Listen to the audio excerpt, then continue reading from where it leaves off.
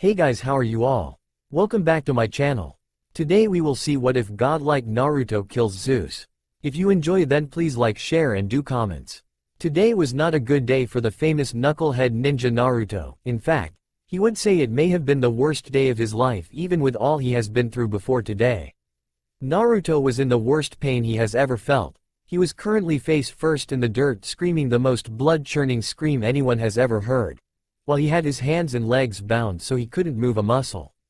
While Naruto was screaming, a blue aura was around him while a thin red line flowing out of his mouth in globs and floating up to the open mouth of a huge humanoid statue with its hands held in front of it with huge metal cuffs on its wrists with a metal chain connecting the wrists. The statue had 9 semi-open eyes, with the 9th eye ever so slowly opening. On the 10 fingers of the statue stood 10 figures dressed in long black cloaks with red clouds on the cloak. Off to the side stood 2 figures, a man in the same cloak as the people on the statue's fingers with an orange mask swirling to his right eye and short spiky black hair. Next to the unknown masked man stood a person Naruto did know. He knew him quite well. In fact, Naruto used to see him as a brother of sorts. He stood on the right of the masked man, dressed in a high collar, short-sleeve gray shirt with a red and white fan on the back, with black pants bunched at the knee tucked into his shin-high, black, and gray ninja sandals. He also had a large bunched-up dark blue cloth held to his waist by a purple rope tied in a bow on his back. He also had black full fingerless gloves that went to his mid-forearm. This man was Sasuke Uchiha, Naruto's teammate, friend, rival, and brother, but of course, Sasuke never saw Naruto like this. All he saw when he looked at Naruto was a knucklehead, a fool, a dope, a stupid kid that was never meant to become a ninja. But Naruto did become a ninja and started to take things more serious and joke around less, and in turn, he put effort into training, into becoming stronger so he could protect his precious people, his friends. When Sasuke saw Naruto getting stronger than him, he put in more effort, but Sasuke was always a step behind. Sasuke got more and more thirsty for power to eventually kill his brother Itachi. After Sasuke had succeeded in killing Itachi, he had joined the Akatsuki, taking Itachi's place in the organization. For the first time during this horrible day for Naruto, he looked over at Sasuke only to be met with a smirk, and when Sasuke noticed Naruto looking at him, he only widened his smirk and opened his eyes wider, giving a crazed look, and for the first time, Sasuke spoke to Naruto, taunting him. "Hey Naruto, come on, just use some shadow clones and a Rasengan or 2 and you can escape." Sasuke said to Naruto. "Oh, don't you know it's bad to tease people, Sasuke?" said the masked man, teasing Sasuke while shaking his head left and right. "Speaking of, Sasuke, I need to talk to you in private after we are done here and our plans after we have all the Biju sealed," said the masked man, thinking out loud. "Okay, I mean I have nothing to do, I have completed both of my goals," Sasuke said to the masked man. Yes, I just realized that, congratulations," said the masked man. Scene change. Meanwhile, the 8 fully formed Biju were talking about what to do with the almost formed 9-tailed fox Kurama. Now obviously they couldn't let the Jubi be reformed, as they were told long ago that it would mean the end of the world. "Kurama, you have to know what to do. We have been trying to figure out what to do for days before you got here, but we came up with nothing," Kakuo, the white horse with a dolphin head, said to the almost fully formed Kurama. "Well, Shukaku, did you try breaking the husk when you first got here?" Kurama said, all too calmly for the others to like. "Well, of course I did. I hate being sealed up the most out of all of us, you know that," Shukaku yelled out in his normal screeching voice. "Shukaku, what have we said about the yelling? We're all here, not spread across the elemental nations," Matabi, the 2-tailed blue fire cat, said to her brother. "See, calm down, we can't be fighting amongst ourselves at a time like this," Saiken said to her brother and sister. "Well, I never thought it would come to this, Sai," Kurama said to his brothers and sisters. What do you mean, Kurama?" Yuki said while looking away from Shukaku and Matabi. "Yes, Kurama, do you have a plan?" Shomei asked her brother. "Yes and no, it's complicated," Kurama said, gaining the rest of his siblings' attention. "Well, do explain, Kurama," Son Goku, the full red-horned ape, said to his brother. "Well, when we went children so long ago, father brought me aside and told me that if it ever came about that the Jubi was going to be brought back, I was to use the just you he was about to teach me," Kurama said, shocking his siblings. Well, use it already and let's get out of here and party. Shukaku said, yelling again. Yes, let us get out of here, the Kurama. Isobu said to his brother. Well, it's complicated. It is technically a reverse sealing technique to prevent Jubi being brought back, but I don't know what will happen when I do finally use it. Kurama said, causing his siblings to get a bit nervous. Kurama, if you were taught this just you by father, then nothing bad will happen and I'm sure everything will be okay. Kakuo said, trying to calm Kurama. Yes, I guess you are right, but still, just in case, let's just say goodbye just to make sure we have no regrets if it doesn't work out. Kurama said. Alright, see you all on the outside I guess, and sorry for the yelling. Shukaku said. Well, I guess I'm next. I hope to see you all out there and that nothing goes wrong. Good luck, Kurama. Matabi said in her usual respectful manner while slightly bowing her head to Kurama. Yes, I too wish you luck, Kurama, and hope we are all safe. Isobu said while bowing like his sister. I am sure that if father created this and taught it to you personally, it will not fail. Let's just hope we do not end up enslaved to the humans again. Son Goku said. I am sure we will all be fine, you are all just overreacting.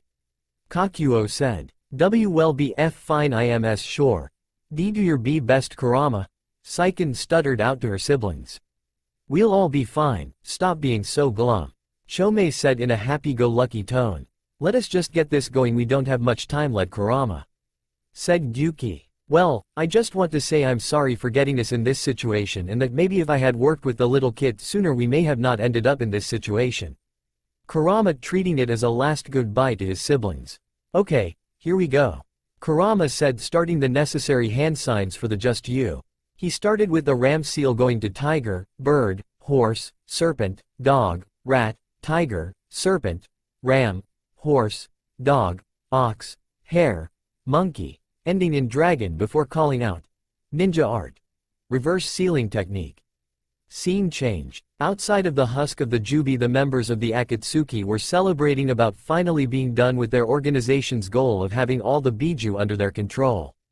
Sasuke and the masked man were preparing to go and have their private talk and later celebrate with the other members of the Akatsuki. Then it happened, the reed aura being drawn out of Naruto stopped. Just stopped. This confused them all greatly as this had never happened when they were extracting the other Biju.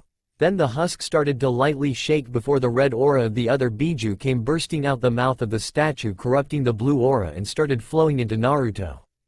This caused all the members of the Akatsuki to freak out and they started rushing to stop whatever went wrong with the sealing. The masked man's one visible eye widened at what was happening before rushing to stop it from happening, whatever it was.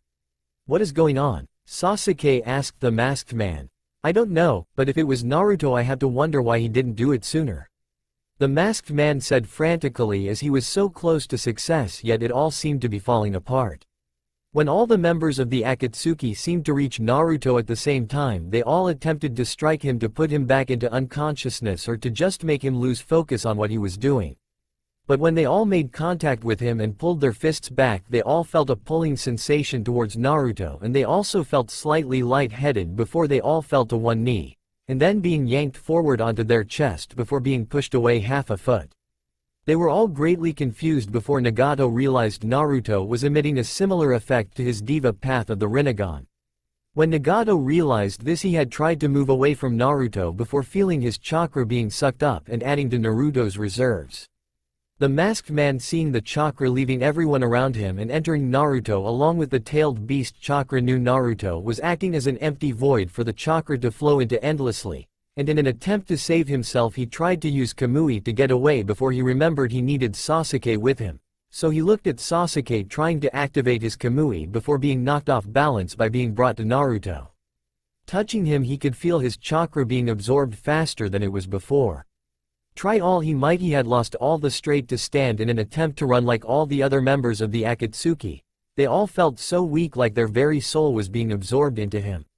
After only a few minutes the whole of the Akatsuki was dead, their very beings turned to chakra and life force of which Naruto absorbed, and after another few minutes, Naruto had finished absorbing the Biju into him. This had the effect of enhancing his gravity-like effect on his body, causing Naruto to draw in more things and turn them to chakra and life force, whether the object is rocks, trees, and animals. Naruto kept drawing more and more of the landscape, the entire process was more painful than having the Kyuubi ripped from him. Every few seconds Naruto would send out a wave of energy bigger than the last before he would pull it back to himself. It got to the point where the energy wave had hit the border of Konohagakure no Sato, catching the lone Chunin in the watchtower that sat facing where Naruto currently was sending the waves of energy from.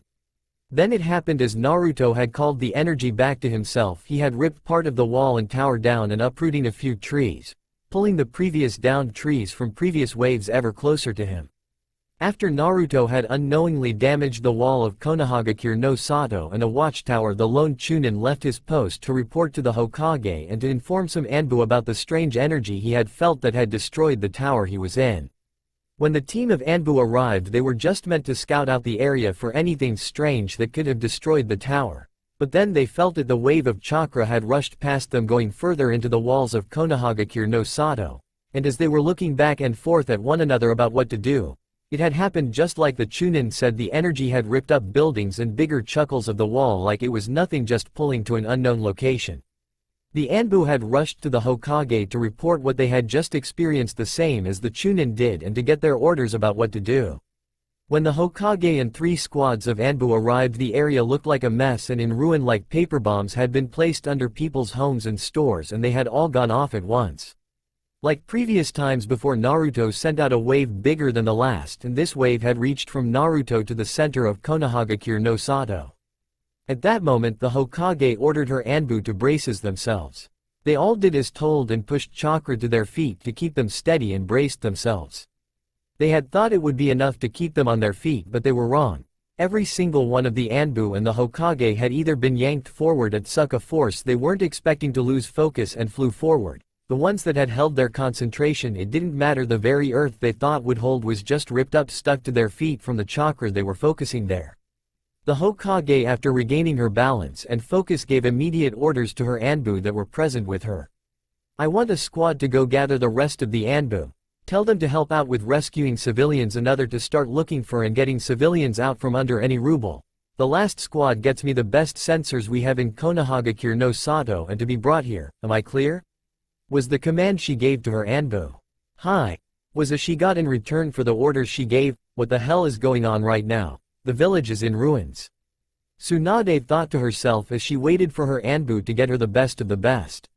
A minute later, one of the 3 squads she gave orders to landed behind her. Turning around, she could see they had brought her the Ino Shikacho formation team along with Sume Inuzuka, Shibi Aburame, Hiyashi Hyuga, along with Kurenai Yuhi. Tsunade had asked Inoichi, Sume, Shibi, Hiyashi, and Kurenai to check if anything was amiss and to see where the chakra waves were coming from. It was at that moment that another wave blew past them. This new wave reaching to the other side of the village and out past the walls. Everyone brace yourselves, Tsunade had said to everyone present. Brace themselves they did, but it did not matter in the end. In less than 10 minutes the whole of Konohagakure no Sato had been destroyed, laid to waste, and left in ruin by an unknown force. Well, grandfather-in, looks like your village finally fell, and under my watch too. I'm so sorry. Tsunade thought to herself about what her grandfather would think at seeing such a sight.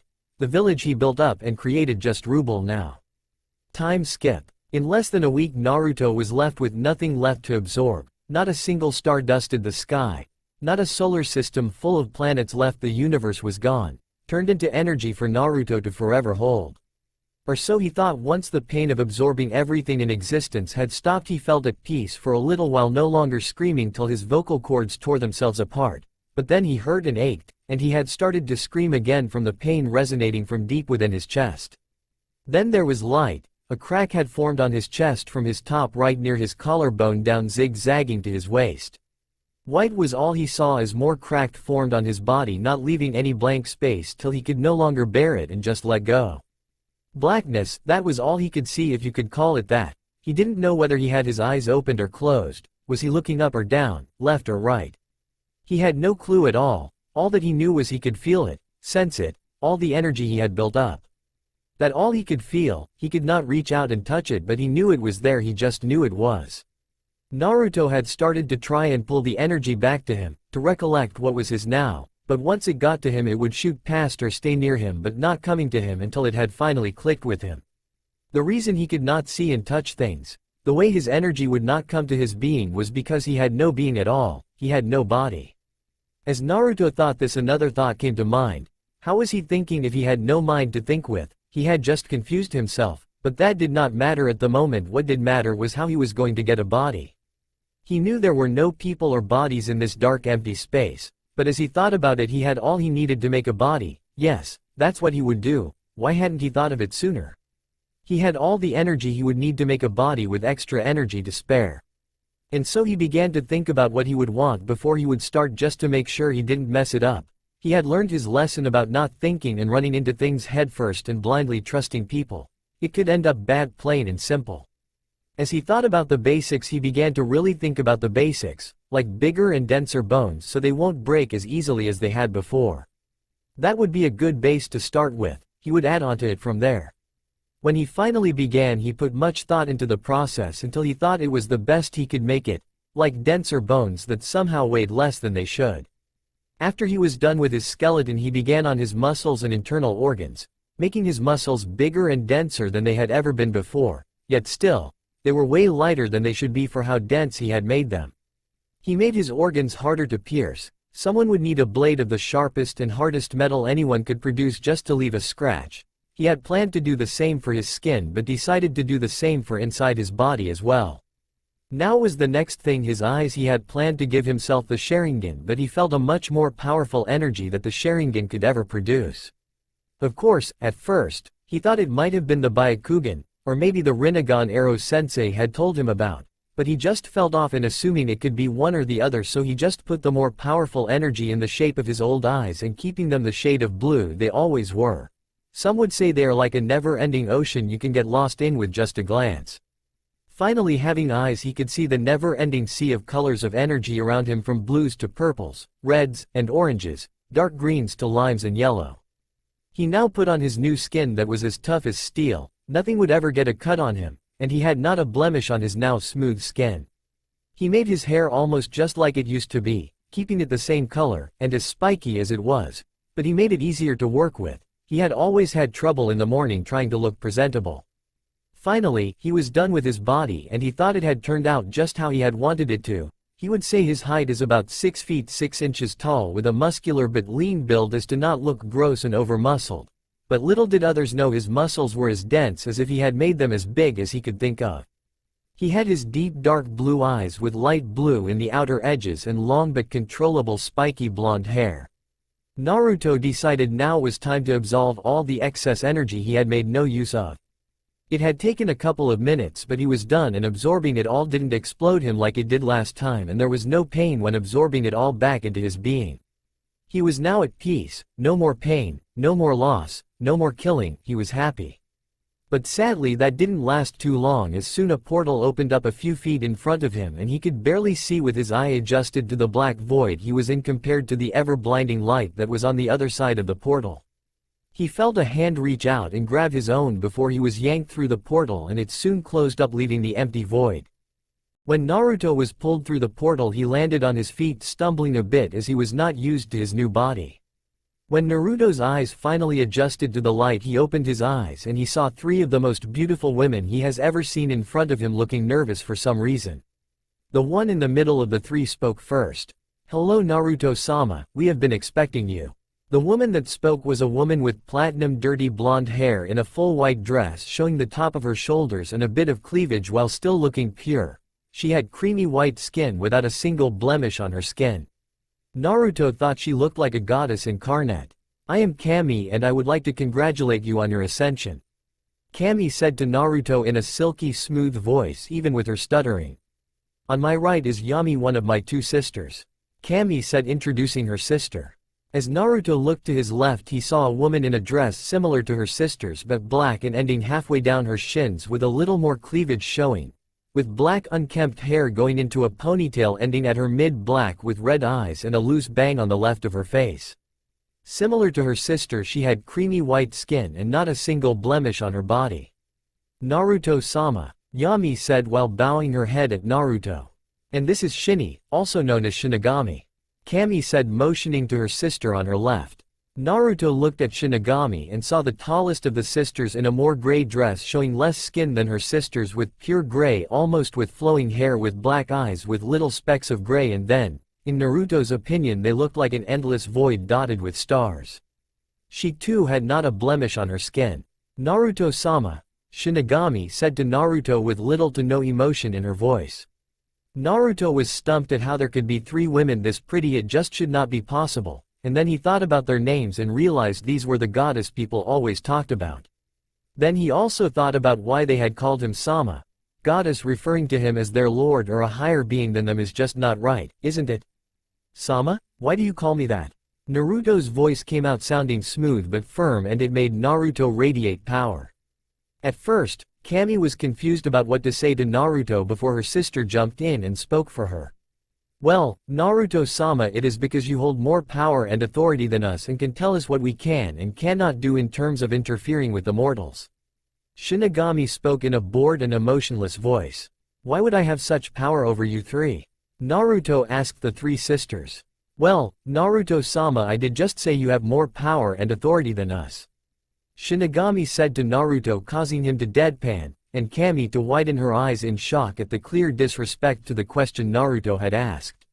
I am sure he was asking at how he is more powerful and why he has the authority he has over us, am I right, Naruto-sama? Kami said to Naruto while explaining the question to Shinigami. Yes, that is what I was trying to get at. Naruto said to them. Well, allow me to explain then.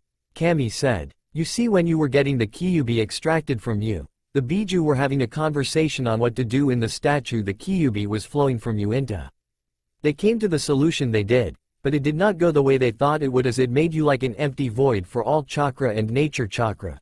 You would send out waves of gravity pulling everything to you, but also while any object or person was touching you, you would convert the object like rocks or trees into the base of matter they are made from and then you would consume it all in a sense. For people, you would do something similar after you would absorb all their chakra effectively killing them, you would turn their body to pure matter and absorb it all leaving no trace of them having ever existed.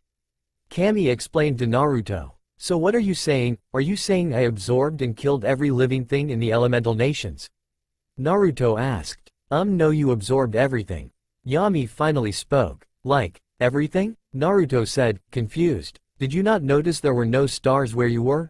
It was cause you had absorbed them all, along with all the people and planets.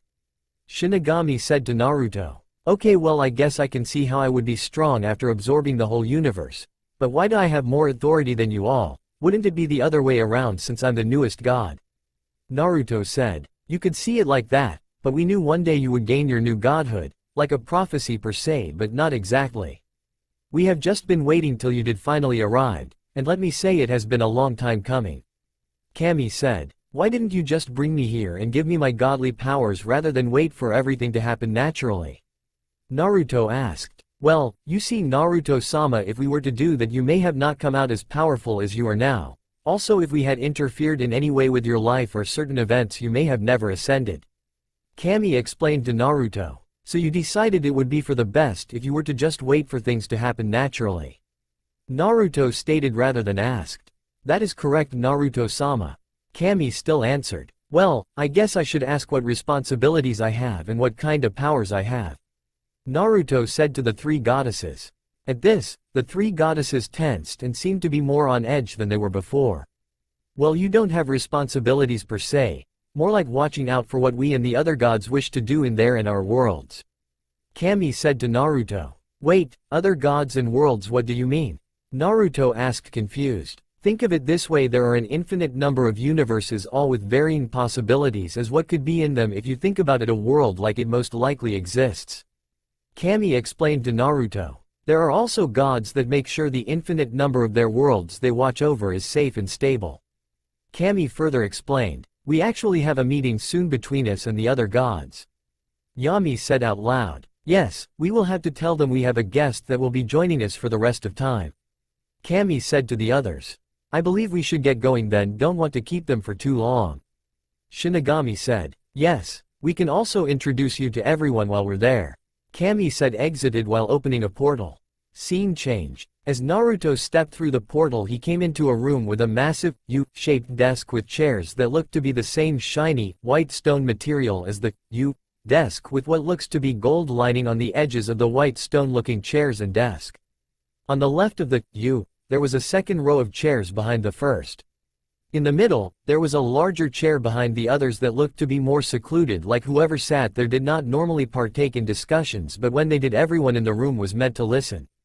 As Naruto looked to his right, he saw 5 men. The one on the right was a taller man than most, standing at 6 feet, with back-spiked hair and pale skin and tired, droopy, black eyes, dressed in a black sleeveless robe that had tears and ripes at the bottom of the robe, with black sandals on his feet. The next man was a man a little taller than the last, standing at 6 feet 2 inches, with long curly white hair, with a long curly white beard and tanner skin than the last man, with more lively, sapphire blue eyes, dressed in a clean, elegant white sleeveless robe with light brown sandals on. The third and final man was the shortest, standing at 5 feet 11 inches, with short curly brown hair with a light stubble, and was the tannest of the men, with blue-green eyes, dressed in a full copper chest plate and back, like this, with a multitude of separate leather lengths like a skirt, like this, while wearing leather sandals that wrapped up to his knees, like this, with a 3-pronged trident in his right hand propped up on the ground on a pointed tip. The 3 men to Naruto looked like any normal man you would see, but the next 2 Naruto found strange, and what was strange about them was the fact they had animal heads for heads instead of human heads. The first one of the 2 was standing at 6 feet 3 inches in full black, with the head of a jackal-wolf mix. He had a full gold headdress on his head that went down to his shoulders, with a gold necklace that had a thick gold ankh that went down to his chest, with a full gold skirt that stopped right above his knees. In his left hand was a staff that stood as tall as him, with a gold jackal-wolf head mix. In his right hand was a gold ankh on a necklace. On the back of his hip was a sheathed khopesh. The second of the 2 had the head of an owl, with alternating gold and dark blue headdress, with gold shoulder pads with blue highlights, with a gold disc surrounded by 2 snakes going to his left and right on his chest. On his wrists, he had gold and dark blue wrist protectors. On his lower half, he was wearing a long skirt with gold lining, with a circle of gold on the front of his hip. In his right hand, he had a gold staff with an eye of Ra on top. Seeing the 4 new arrivals enter via a portal, the 5 on the right took their seats, with the 3 human-looking men on the right close to the end of the U. Then the 2 animal-looking men, then a 3-seat space and the larger seat behind the 3 Mon seats, with 5 more seats on the left side of the U desk, with 5 more slightly raised behind the first 5. The human-looking man with white hair and a white beard was eyeing Naruto with suspicion and a bit of unease. The man with black spiky hair seemed like he could care less at being here. The third man with short curly hair seemed to eye Naruto not with unease or suspicion but curiosity. Well, you sure kept us waiting," the man with white hair and beard said to the new arrivals. "Sorry to keep you all waiting, Zeus. We had to pick up a very special guest who will be joining us for the rest of time," Kami said to the occupants of the room. At this, the 2 animal head men paid more attention, along with the black spiky-haired man. "I would assume then that you are fairly new and it is maybe your first meeting. I would like to welcome you." "My name is Anubis," said the jackal-wolf mix man. "Yes, I as well would like to say welcome. I am Ra," the owl man said. Zeus, at hearing that Naruto was a new god and that this was his first time ever at a meeting between gods, thought he could use the boy to gain more power in the council of the gods. He would just have to tell Naruto that since he was a new god, he had to listen to his predecessors when that asked something of him. When Zeus realized this, he got an evil glint in his eye at the possibilities. Zeus's 2 brothers, seeing the glint in his eyes, knew he was planning something and were hoping he didn't go too overboard at using the new boy. Kami, seeing the glint in Zeus's as well as noticing that his brothers were looking at Zeus and now eyeing up Naruto, knew she had to say something. "Ah, I see. Well, I'm sorry to disappoint you, Zeus, Hades, Poseidon. You won't be using this boy to try to gain more power in this council," Kami said, shocking the 3 brothers. Anubis and Ra, hearing this, were eyeing up the 3 brothers due to the fact of them thinking about using the new boy, on his first day no less. "I don't know what you are talking about, Kami," Zeus grumbled out of Kami. "Oh, please enlighten all of us then. What was that look in your eye just then?" Kami asked of Zeus. "I was just excited to see a new face. It has been quite a while." Zeus quickly lied to everyone. He's lying, Naruto suddenly said, shocking everyone. What did you say, brat? Zeus yelled, annoyed at Naruto. What do you mean, Naruto-sama? Kami asked Naruto. At this, most everyone in the room raised an eyebrow at the fact Kami had called Naruto-sama, except for Kami's sisters. I can tell he was lying, Naruto said, shocking everyone. Stop lying, brat. Gods can't read each other's thoughts and intentions. Zeus said, really annoyed now. Well, we can talk about this some other time. Naruto-sama, I believe it is time you take your rightful seat. Kami said, trying to change the subject but still reminding herself to talk to Naruto about this later. What Kami did next shocked the 5 males in the room, as Kami led Naruto to the largest chair in the room. And when they arrived at the desk, Naruto just walked through it like it was any other material, when in fact it was created by the gods themselves and was one of the sturdiest things in all realms. But for him to just walk through it like it was air and sit at the seat only meant for a god that held the most power over the others could sit and tell the other gods what they could and could not do in all the realms. What are you doing? He is a fresh god and you let him sit there. Are you insane? Have you lost your mind? Maybe we sold strip you of your godly power and seat at this council for this. Zeus yelled out in utter anger at the fact a fresh and new god was at the seat of most power on day one, when he has been striving to get to that seat only to be denied it at every turn. Silence. If she is letting him sit there, then he is the one who is meant to be there. Do not overreact like that, it is not a good look for a god. Anubis said while looking over to Naruto while bowing his head a little. I am sorry for my outburst just now, my lord. Anubis said, raising his head from bowing in front of Naruto. Ra, seeing Anubis act like this, realized the gravity of the situation, decided it would be best to not piss off a new powerful god, gave Naruto a little bow. Zeus, now slightly seething at the fact Naruto seems to have acquired so much authority on his first official meeting even if everyone wasn't present. He had already lost so much power when the next meeting would come around. Zeus, I would heavily advise you to calm down before you make a big mistake you are going to heavily regret. Kami said, a heavy steel to her voice. At hearing this, her 2 sisters turned their attention back to Zeus and narrowed their eyes. Zeus was now seething while glaring at Naruto. Naruto was just blankly staring at Zeus, wondering why he could be so mad at him. Brother, for once I agree and think you should just calm down. Poseidon said to his seething brother. Yes, brother, maybe another time once you calm down. Hades said once and a few times, agreeing with one of his brothers. Fine. Another time we will pick this up, we are not done. Zeus said directly to Naruto before Kami had opened up a portal that led to Mount Olympus. After Zeus and his brothers had left, everyone looked expectantly at Naruto before looking to Kami before she spoke up. Well then, Anubis, Ra, I'm sorry you came for no reason, but it was just a minor meeting and nothing major was planned anyways. Sigh asterisk, Kami had said, sounding exhausted. Do not trouble yourself. I am sure the others would love to hear about what happened at the meeting they decided to skip, and I can't wait to tell them about which seat was filled in their abstinence. Anubis said, sounding a little joyful. Yes, well, tell the others I said hello and I hope their duties go well. Kami said to the now leaving Anubis and Ra. I do hope the next time we see you it is under better circumstances. Anubis said to Naruto with a little bow before walking through the portal home. Ra doing the same, giving a slight bow before going through the portal. Kami, Yami, and Shinigami turned their attention back to Naruto, who turned to them looking bored with his head in his hand before giving a yawn. I thought I was going to get an adrenaline spike from a good fight, but you had to ruin my fun, oh well. Naruto said, bored at the way events turned out. Sorry to disappoint you, but we don't want you to die in your first month of being a god, especially from someone like Zeus. Kami said, a bit in disgust and anger along with annoyance. I wish he would just try something so we can just get rid of him already. Yami said, showing a bit of her sadistic side. Does he act like this often? Naruto asked, now curious about this god named Zeus along with his brothers. Every time, he always gets mad about something not going his way. Shinigami said with a little smile coming to her normally stoic face. He reminds me of that Sakura girl and her mother that was on the human council. Huh, you're right, Shinny-chan, he gets just as mad and annoying as they used to. Yami said with a little chuckle. Moving on, I would like to ask you all something. Naruto said to the 3 sisters. And what might that be, Naruto-sama? Kami said. What is my godly aspect or aspects?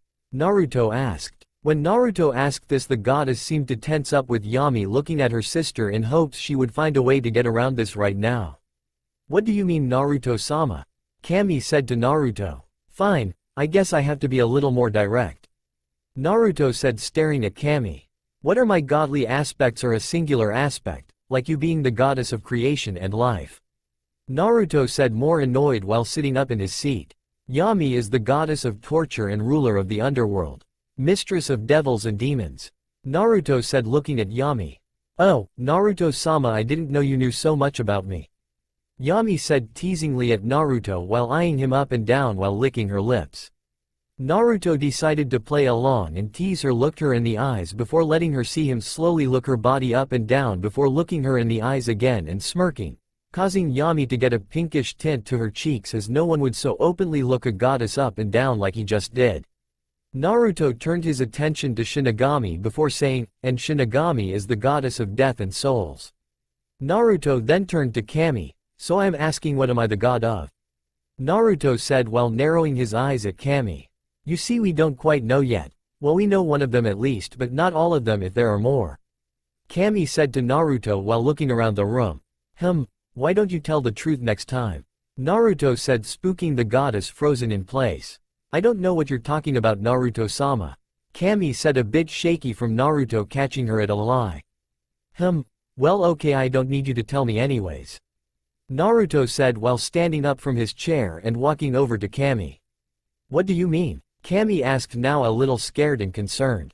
Naruto was now standing in front of Kami, almost towering over her while looking down at her into her eyes while smirking and bringing his hand up to lightly brush her cheek as he went to the top of her head and picked up a little fly off her head. A fly? Kami asked. Yes, a measly fly can go unnoticed on someone's head, but once it is there it can do whatever it wants. I based it on my shadow clone, just you I used to use a lot, but a more solid clone with all my abilities, like it is an exact copy of me, not a mere knockoff. And then used something similar to a henge, but again not a knockoff of the original. It is a solid entity that I had suppress its own presses as to not be detected by you. Naruto explained. Now you may be wondering what the purpose of it is. Well, allow me to enlighten you. I can use it to tell if you are lying. At this, Kami again tensed up, already knowing what was coming. What emotions you feel. At this, Yami and Shinigami tensed, as he should not be able to read other gods so easily. And every thought you have ever had. Now all of them were looking at Naruto with slight fear at what he was able to see in Kami's mind. I know I was meant to sit in that chair for the rest of time, making sure the kids all played fair, and when one of them got out of line I was meant to raise my voice and wave of my hand and make the kitty who was out of line feel pain for the first time in a long while, and in turn keep all the little kitties in check. Naruto told the three goddesses. The goddesses were now looking in utter fear at what Naruto would do to them, having found out. Don't worry though, I'm not going to give a wave of my hand though to you three. I quite like you, even if you wanted me to live out all of the rest of time in the most boring way. Naruto said while rolling his eyes in boredom. I just want to have some fun, is that too much to ask? Naruto said, getting excited. Like what? Yami asked. Let me ask the same to you. What do you do for fun? I bet you go and torture some evil souls in the underworld, am I right? Naruto asked. Yes, I like to do it to relive some stress once in a while. Yami said to Naruto. Great, let me just say I would like to relive some stress, a full 17 years of stress.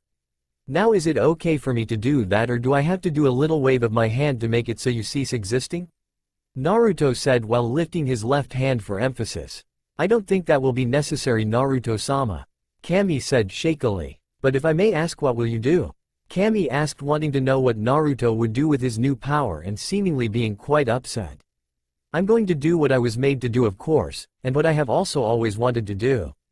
Naruto said while breaking into a small grin.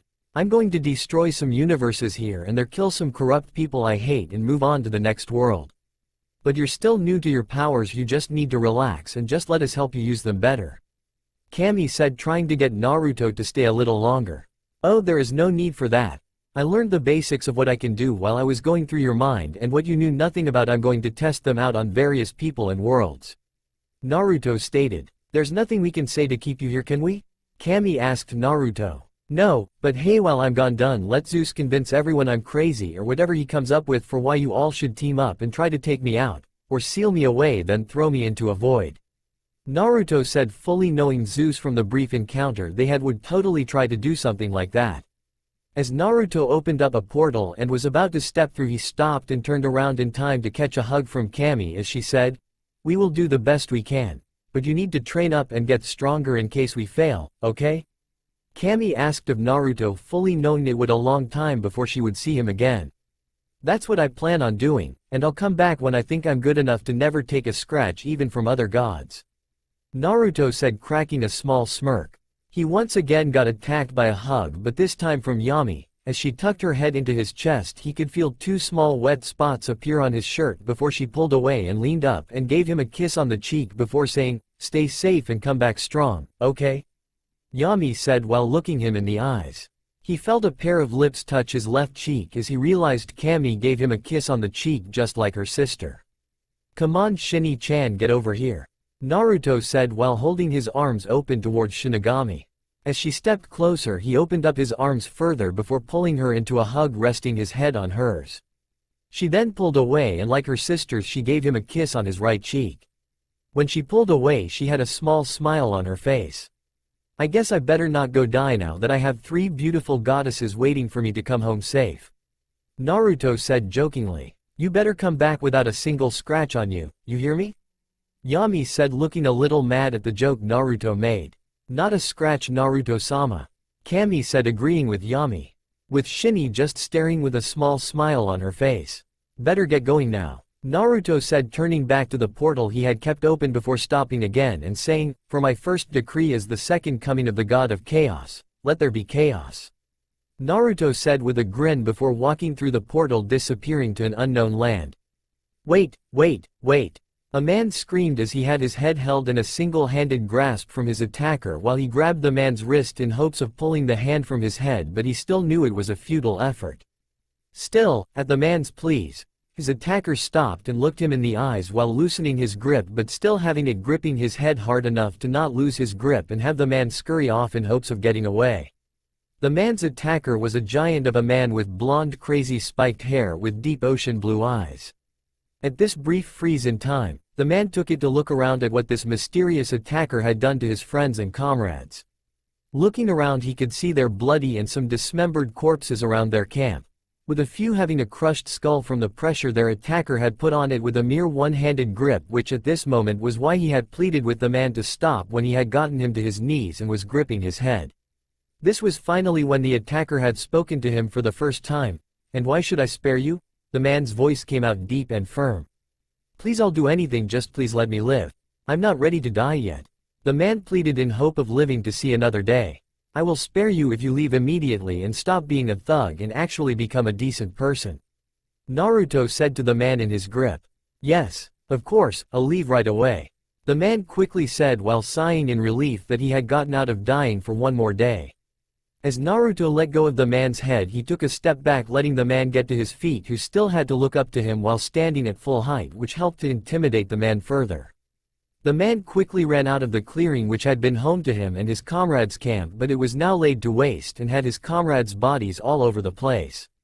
Naruto, looking around the area, seemed to sink back into his bored state.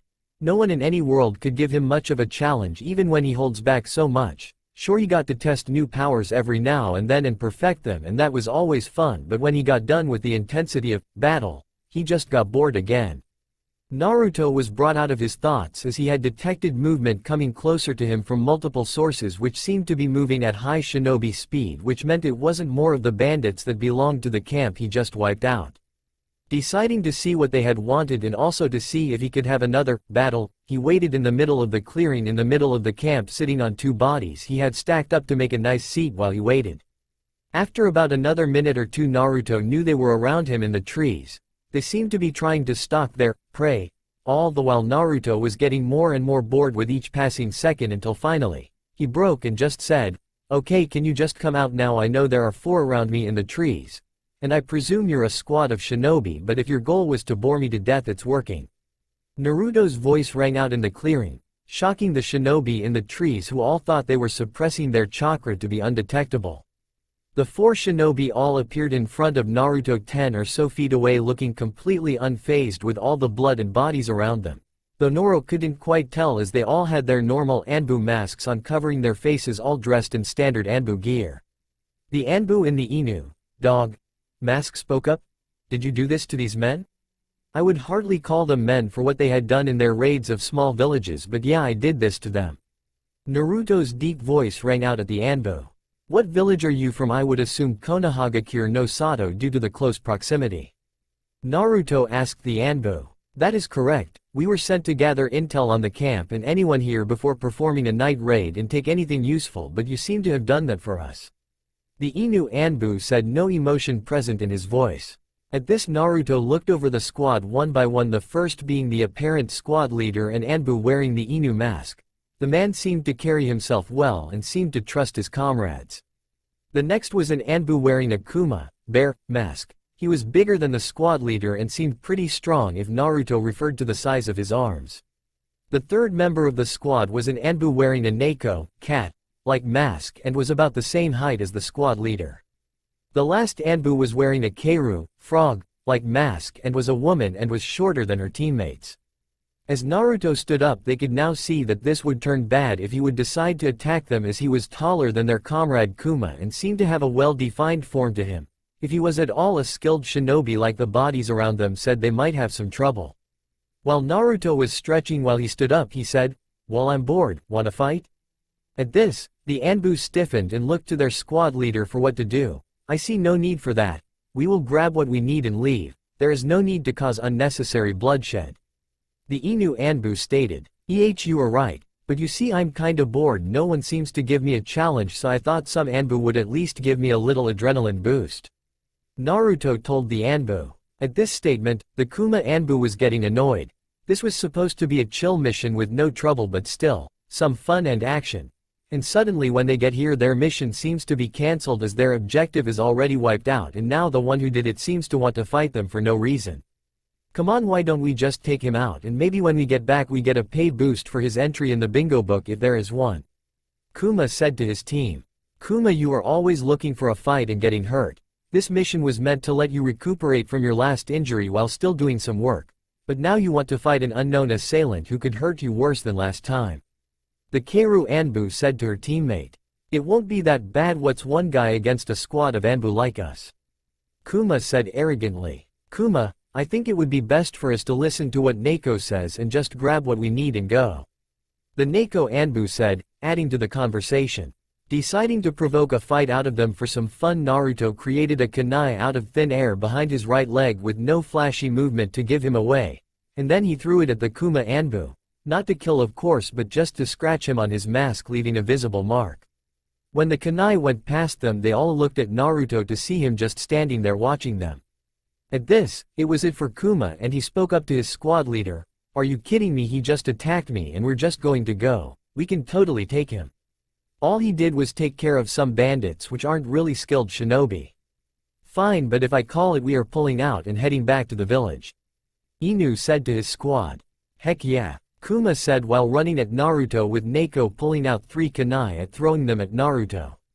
To which when the first kunai reached him, he put his pointer finger through the hole at the end of the kunai, before letting it spin on his finger before stopping it and using it to deflect the other 2 kunai. He then threw the one in his head back at Neko, who had to pull out another kunai to block his own he just threw. When Kuma reached Naruto, he threw a chakra-enhanced punch at Naruto, who just leaned to his left while grabbing Kuma's wrist and pulling him past himself and then punching Kuma in his elbow with a sicking crack and a scream from Kuma. Naruto then yanked Kuma back to him, dislocating Kuma's right arm, then elbowing him in the face, knocking him on his back, grabbing his now broken and dislocated arm. Neko and Inu, seeing their teammate go down, threw kunai in between Naruto and Kuma to drive him back a bit. Naruto took 3 steps back and leaned back to dodge the kunai. As Naruto stood back up, he saw Neko and Inu running at him with kunai in hand. The first to reach him was Inu, and he quickly threw a kick to Naruto's chest. Naruto blocked the kick by making an X over his chest with his arms. He then quickly grabbed Inu's leg with his right hand and blocking the kunai swipe from Inu's right hand with his left. Naruto then let go of Inu's leg, causing him to miss the kick with his left. Naruto then gave him a kick to his unguarded chest, launching him back near Kuma. At this point, while looking at Ines down form for the split second he could see the Keiru mask Anbu near Kuma using some medical jutsu fixing him up. Neko had now reached Naruto and did 2 quick swipes with his kunai before doing a quick thrust at Naruto's heart in an attempt to end the fight quickly. Clearly affected by his emotions, Naruto noted. But he did not reach his target as Naruto grabbed his wrist to stop him and gave a squeeze, making him drop the kunai and a fast punch to his stomach, knocking the air out of his lungs, then grabbing the kunai before it hit the floor. Then Naruto stuck it in Neko's right thigh. Hearing his squad member scream in pain, Inu looked up and shook off his dizziness to see his squad member get a strong right uppercut to the jaw and fall back unconscious. Looking at Kuma and then Keiru and back to Naruto, stealing his reserve and standing up in a rush and running at Naruto to finish the fight and mission and get back to Konohagakure no Sato after what was supposed to be a simple relaxed mission. Inu threw a kunai at Naruto, of which he just dodged. Then Inu threw 2 shurikens on either side of Naruto, which Naruto didn't dodge, thinking he was still dizzy from their previous encounter, but with a quick pull of ninja wire that was on the shuriken making them wrap around Naruto. Inu ran at Naruto at high speeds while doing hand signs, and lightning started to crackle around his right hand while he had his left hand around his right wrist. As he was getting closer, Naruto was now intrigued and slightly angry because he has only known one person to be able to do a lightning jutsu like the one he was seeing fast approaching him. Inu now had his right hand stretched out, and right as Ines' hand was about to reach Naruto's heart, Naruto could see a slight red glint in Ines' left eye. Inu, with his right hand now going through Naruto, looked up to meet his gaze to see his now lifeless eyes and feel his body going limp before he pulled his hand free and let his team's attacker fall to the floor with a hole through his chest where his heart should be. Walking over to his teammates Keiru and Kuma, limping with slight exhaustion and pain. "Is he down for good, Inu?" asked Keiru while still fixing up Kuma and looking over at Inu, then the body of Naruto. "Yes, he is down for good.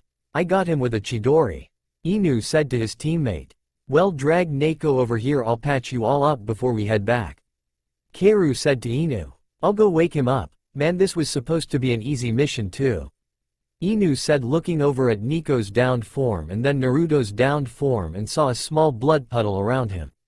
As Inu looked back at his teammate, he heard a small crunch like what you would hear when walking on a gravel road, and then he felt 2 lit taps on his right shoulder. As he looked over, he saw a brief image of yellow before he was hit in the face with such force it put a small crack in his mask, and he was falling over before he was stopped by his attacker grabbing the collar of his shirt. He then looked up, still trying to catch his bearings while raising his hands in defense, but was too slow as he got another hard hit to the face, cracking his mask further and making his body limper. Again he tried to bring his hands up in defense, but they wouldn't move before he looked up again, only to be met with another punch, fully cracking his mask down the center and having the 2 halves fall either side of his now limp body. Ines, now exposed, slightly bloody face with barely open eyes, was looking up at Naruto as he slowly drew back his fist again and slammed down his fist into Ines' face, breaking his nose and knocking him out for good. Again he drew his fist back quicker than his last punch and launched another hard hitter of a punch at his face, breaking his nose further. Again he pulled his fist back, throwing a faster punch, and then drew his fist back again, launching another punch, then another, then another, then another, in the process fully breaking Inu's nose and shattering the left side of his jaw. Ines' body now lay on the floor at Naruto's feet, with Naruto looking down with a blank look on his face, tilting his head from right to the left and saying in a whisper so only he could hear, "Who knows, in this world you might have been a nice guy." Naruto then slowly walked over to Keiru, who had just watched in shock at the supposed dead man beating the shit one of the ANBU's best. As she looked over at where Naruto's body should be, she saw that it was still there, and then she looked back at the Naruto standing above her teammate and saw that he was now looking at her. She then looked back to the supposed body, before back to the one watching her.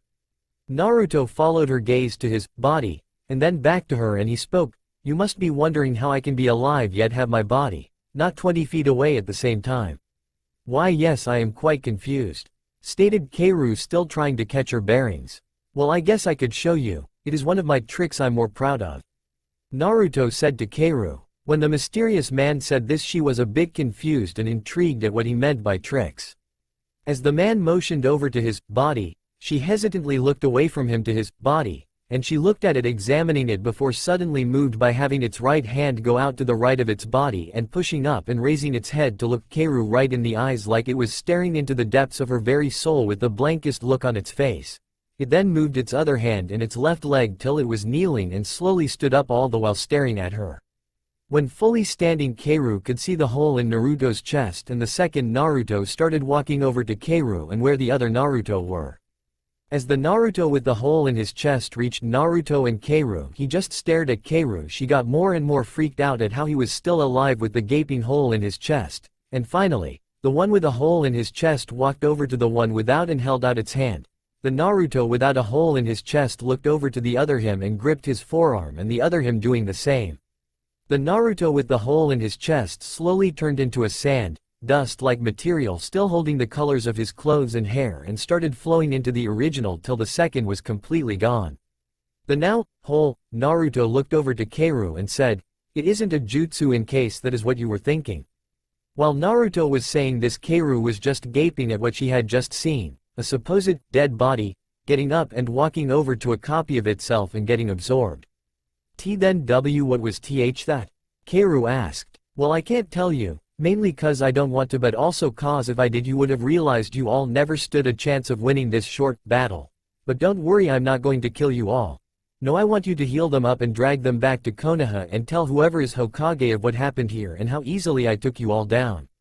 Naruto said to Keiru, who was relieved that her friends and squad mates weren't going to die today. "But of course I am going to ask you some questions of my own and maybe answer a few of your I deem I can answer, okay?"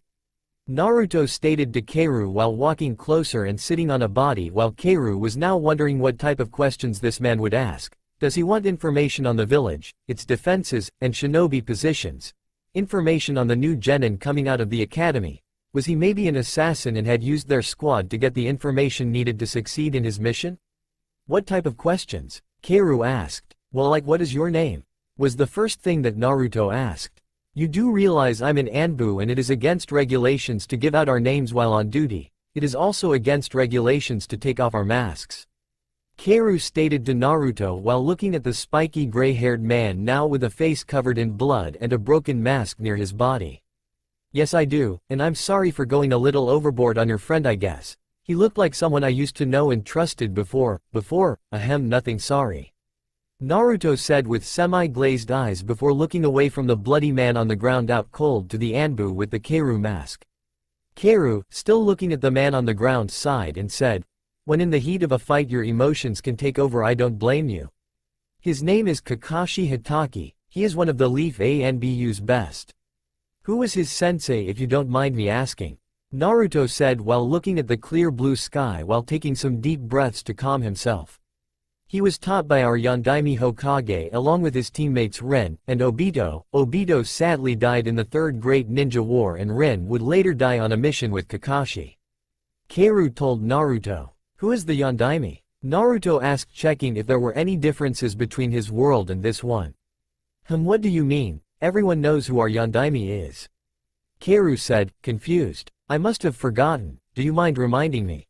Naruto said while coming up with a quick lie. Keiru, being a little skeptical, said, "Our Yondaime Hokage is Minato Namikaze, who is married to Kushina Uzumaki, and they both have 3 beautiful children." At this, Naruto was a little shocked at the fact both of his parents were alive and he had 2 siblings. "What are their names?" Naruto wanted to know. Well, the youngest is named Mito after the Sandaime Hokage's late wife Mito Uzumaki. Mito looks just like her mother while acting like her father. The second oldest is Menma, who is a bit of an energetic boy like his mother while looking like his father. Then their oldest and firstborn is Naruto," Keiru said, giving a little description of the kids. "What about little Naruto?" Naruto asked Keiru. "What do you mean?" Keiru said, shifting her gaze from the sky to Naruto where she was sitting near her teammate. "Well, I mean, you gave a short description about the other 2 kids, why not little Naruto?" Naruto said while looking at Keiru with narrowed eyes. I just don't know that much about him personally, but I'm sure when I heal Kakashi and he is awake and coherent he could tell you about him, as he is the uncle of the 3 of Swords. That is if he doesn't try to kill you first," Keiru explained while adding a little joke at the end. "No, that is not necessary, he doesn't have to be awake to tell me."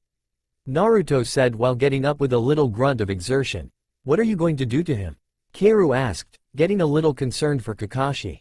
I'm going to do what the Yamanakas from your village do. Naruto stated bluntly. How can you read someone's mind? Are you from the Yamanaka clan? Kaoru asked, shocked, and a little worried. No, I am no Yamanaka, and as to how I can do it is my little secret. Naruto said. As Naruto walked over and knelt down to Kakashi, he held out his right hand and put it on top of his head and started going through his memories. After about 30 seconds he took his hand off his head and walked back to the body he was sitting on, and let out a deep sigh and said under his breath, I thought this world would have been different. Well, what did you see? You weren't in there for a while. Kaoru asked Naruto. Nothing too important. Naruto said, still looking at Kakashi's bloody form. Scene change. Kakashi's mind when Naruto was in it. As Naruto walked down the library like mindscape, he would take down some scrolls that represented memories every now and then to look through the memories. Naruto stopped on a section of scrolls labeled Menma's and Mito's 8th birthday, which had confused Naruto cause the kids from this world were triplets born on the same day, but only Menma and Mito were mentioned. Naruto grabbed a scroll labeled, Start of Party. Flashback to 8th birthday. Naruto could see through Kakashi's eyes a nice party in a beautiful house with all the clan heads and their kids at the party. Everyone was having a good time, well, almost everyone. Naruto was looking and couldn't see Naruto anywhere in the party, not playing with the other kids, not sitting at the table eating, not near the gifts trying to sneak one to open it before it was time, not trying to get pieces of cake in secret only to get scolded by his mother. Things kids at this age would be doing, but he was nowhere to be seen. That was when Naruto had seen him in the background when Kakashi was speaking to Minato sitting on the stairs looking sad and depressed. And when the time came for the birthday kids to open their presents, there weren't any for Naruto. Everyone had forgotten to get him a gift, but at this, he didn't seem shocked at all, and it seemed like he was expecting something like this. What had made Naruto the angriest was that after the gifts were opened and everyone was eating cake, Naruto could see Minato and Kushina look over at each other and nod. Minato then placed his cake down and said, Everyone, Kushina and I have an announcement to make. He then looked around the room making sure everyone was paying attention, then looking from Menma and Mito back to the crowd and saying, We are making Menma the head of the Namikaze clan when he comes of age. Kushina then continued, We are also making Mito the head of the Uzumaki clan when she too comes of age to run the clan. Since Naruto was the oldest, he should have been the heir to both clans, but his parents had just abandoned him in a sense and stripped him of his clan heir status. The other kids were glad their friends got such a cool gift for their birthday, and the adults were glad that their kids still had more friends that were other clan heirs. This world's Naruto just watched everyone go about their socializing with a look of shock mixed with sadness before he had eventually got up and walked upstairs to his room, which nobody caught, and just went about their business like Naruto had never been there. Scene change back to the library. After watching the memory, he had a general idea of how this world's Naruto was treated by his family and others. He continued to walk deeper into the mindscape in hopes of finding out why this world's Naruto was treated as an outcast until he was a decent way in and he came across a memory labeled, After Kyuubi Attack. And he was sure he would find his answers in here. He pulled it out and unraveled it before he started watching. Scene change, Hokage's office. In the Hokage's office, we see Minato joined by Kushina, Jiraiya, Kakashi, and 3 little babies that happened to be born today. So which one did you use, Minato? Jiraiya asked of his student. I made Menma and Mito the holders of the chakra in hopes they will be able to harness it in the future. Minato explained to everyone in the room. And what of the soul sensei? The beast will just reform and come back again once it gathers enough chakra. The young Anbu Kakashi asked. I used Naruto to hold the soul. We need to start Menma's and Mito's training as soon as they're old enough. Minato said. That's a good idea, cause the Toads recently told me a prophecy about a group of 2 who will lead the world to great destruction or to a time of great peace. Jiraiya said, telling about the Toads' prophecy. That must be about Menma and Mito, right, Minato? Kushina said, excited her babies would lead the world to great peace. Of course it is, they're the 2 that hold the Kyuubi and can learn to use its power to lead the world to peace. This is even more reason we should start their training as soon as we can. Minato said, even more excited than his wife. What about Naruto? Kakashi asked his sensei and the Gamma Sennin. Well, we still love him, but Menma and Mito are more important. Minato said to his student. Yes, it's not like we are going to ignore him, but the world depends on Menma and Mito. Kushina further explained. I guess you are right. I'll leave you to your business, sensei. Kakashi said as he walked to the door of the office. Scene change back in the mindscape. To Naruto, this information meant one thing and one thing only. No, it wasn't that Menma and Mito were heroes of the leaf, but the fact that the villagers thought that, and that they thought the opposite of Naruto. They thought that he was the Kyuubi trapped in a human body by the Yondaime. He also now knew a little more information about why Naruto was treated the way he was at the party. Naruto decides it would be best for him to leave now that he had the information he needed. Scene change outside mindscape. Naruto was back to sitting on the body he was using as a chair, thinking of the best way to have the most fun in this world before he finally said, "Can I come back to Konoha with you and your team?" Naruto asked of Kaoru. "Why?" was all she asked. "Seems like fun, and I learned some information from Kakashi's mind that I would like to clear up with the Hokage. I can heal them up and help you carry them back." Naruto told Kaoru while trying to sweeten up the deal. "Sigh asterisk as long as you don't hurt anyone else while you're there," Kaoru said, just wanting her comrades to be okay. "I'll heal them up and then I'll carry Kuma there and Kakashi while you take Neko, okay?" Naruto told Kaoru. "Sure. You can take the heavier ones, there was no way I was going to be carrying Kuma all the way there," Kaoru said, joking a little about her friend. Naruto then lifted his hand with his palm facing the sky, pointed at Neko's downed form and lifted his hand a little while bending his fingers in a little. The result was Neko starting to float with the tips of his fingers and tips of his boots touching the ground before Naruto pulled his hand towards himself, then placing it back on his lap. Neko's body slowly dangled in the air while floating over to where Kakashi's and Kuma were laying on the ground. When Neko reached where Naruto was with Kakashi and Kuma, he slowly floated down till he was flat on the ground. Naruto then walked over to them and placed his hand on Neko's chest, and without any sudden movement of flashy light he was healed, back to the way he was before their encounter. Naruto then went over to Kuma and did the same, his arm was unbroken and dislocated. Naruto then regretfully went over to Kakashi and did the same, healing him up, but not lessening the pain like he did with Neko and Kuma. Okay, they are healed up and the pain should be gone for Neko and Kuma when they wake up. Naruto told Kaoru. What about Kakashi? Kaoru asked. What about him? Naruto tried to play it off. You said the pain would be gone for Neko and Kuma but not Kakashi. Kaoru explained. Yes, I did say that. Naruto said, more or less trying to avoid the question. What about Kakashi's pain? Kaoru asked, now growing more concerned. Okay, fine, I healed him up, he's fine, but I left the pain there so it will still feel like he has a broken nose and jaw. Naruto said finally. Why didn't you just take away the pain for him too? Kaoru wanted to know. Call it personal feelings on the matter. Naruto said to Kaoru while going back to looking at the sky. But why though? Kaoru asked Naruto again. Oh, by the other gods. Naruto said under his breath. I could have just not healed him and left him the way he was, all broken and in pain, and then when we got to the Hokage's office just dropped him at the Hokage's feet just to see his face when his prized student is all broken at his feet. Naruto said, a little annoyed. I guess you are right. Fine, let's go. Kaoru said, standing up. Finally. Naruto exclaimed to the sky while stretching.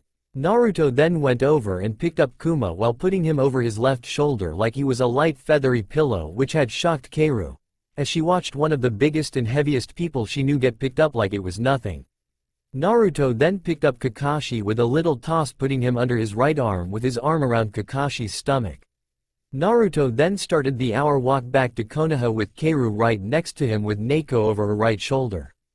Time skip 1 hour. Sorry, I'm lazy, I'm not writing an hour of them walking and talking.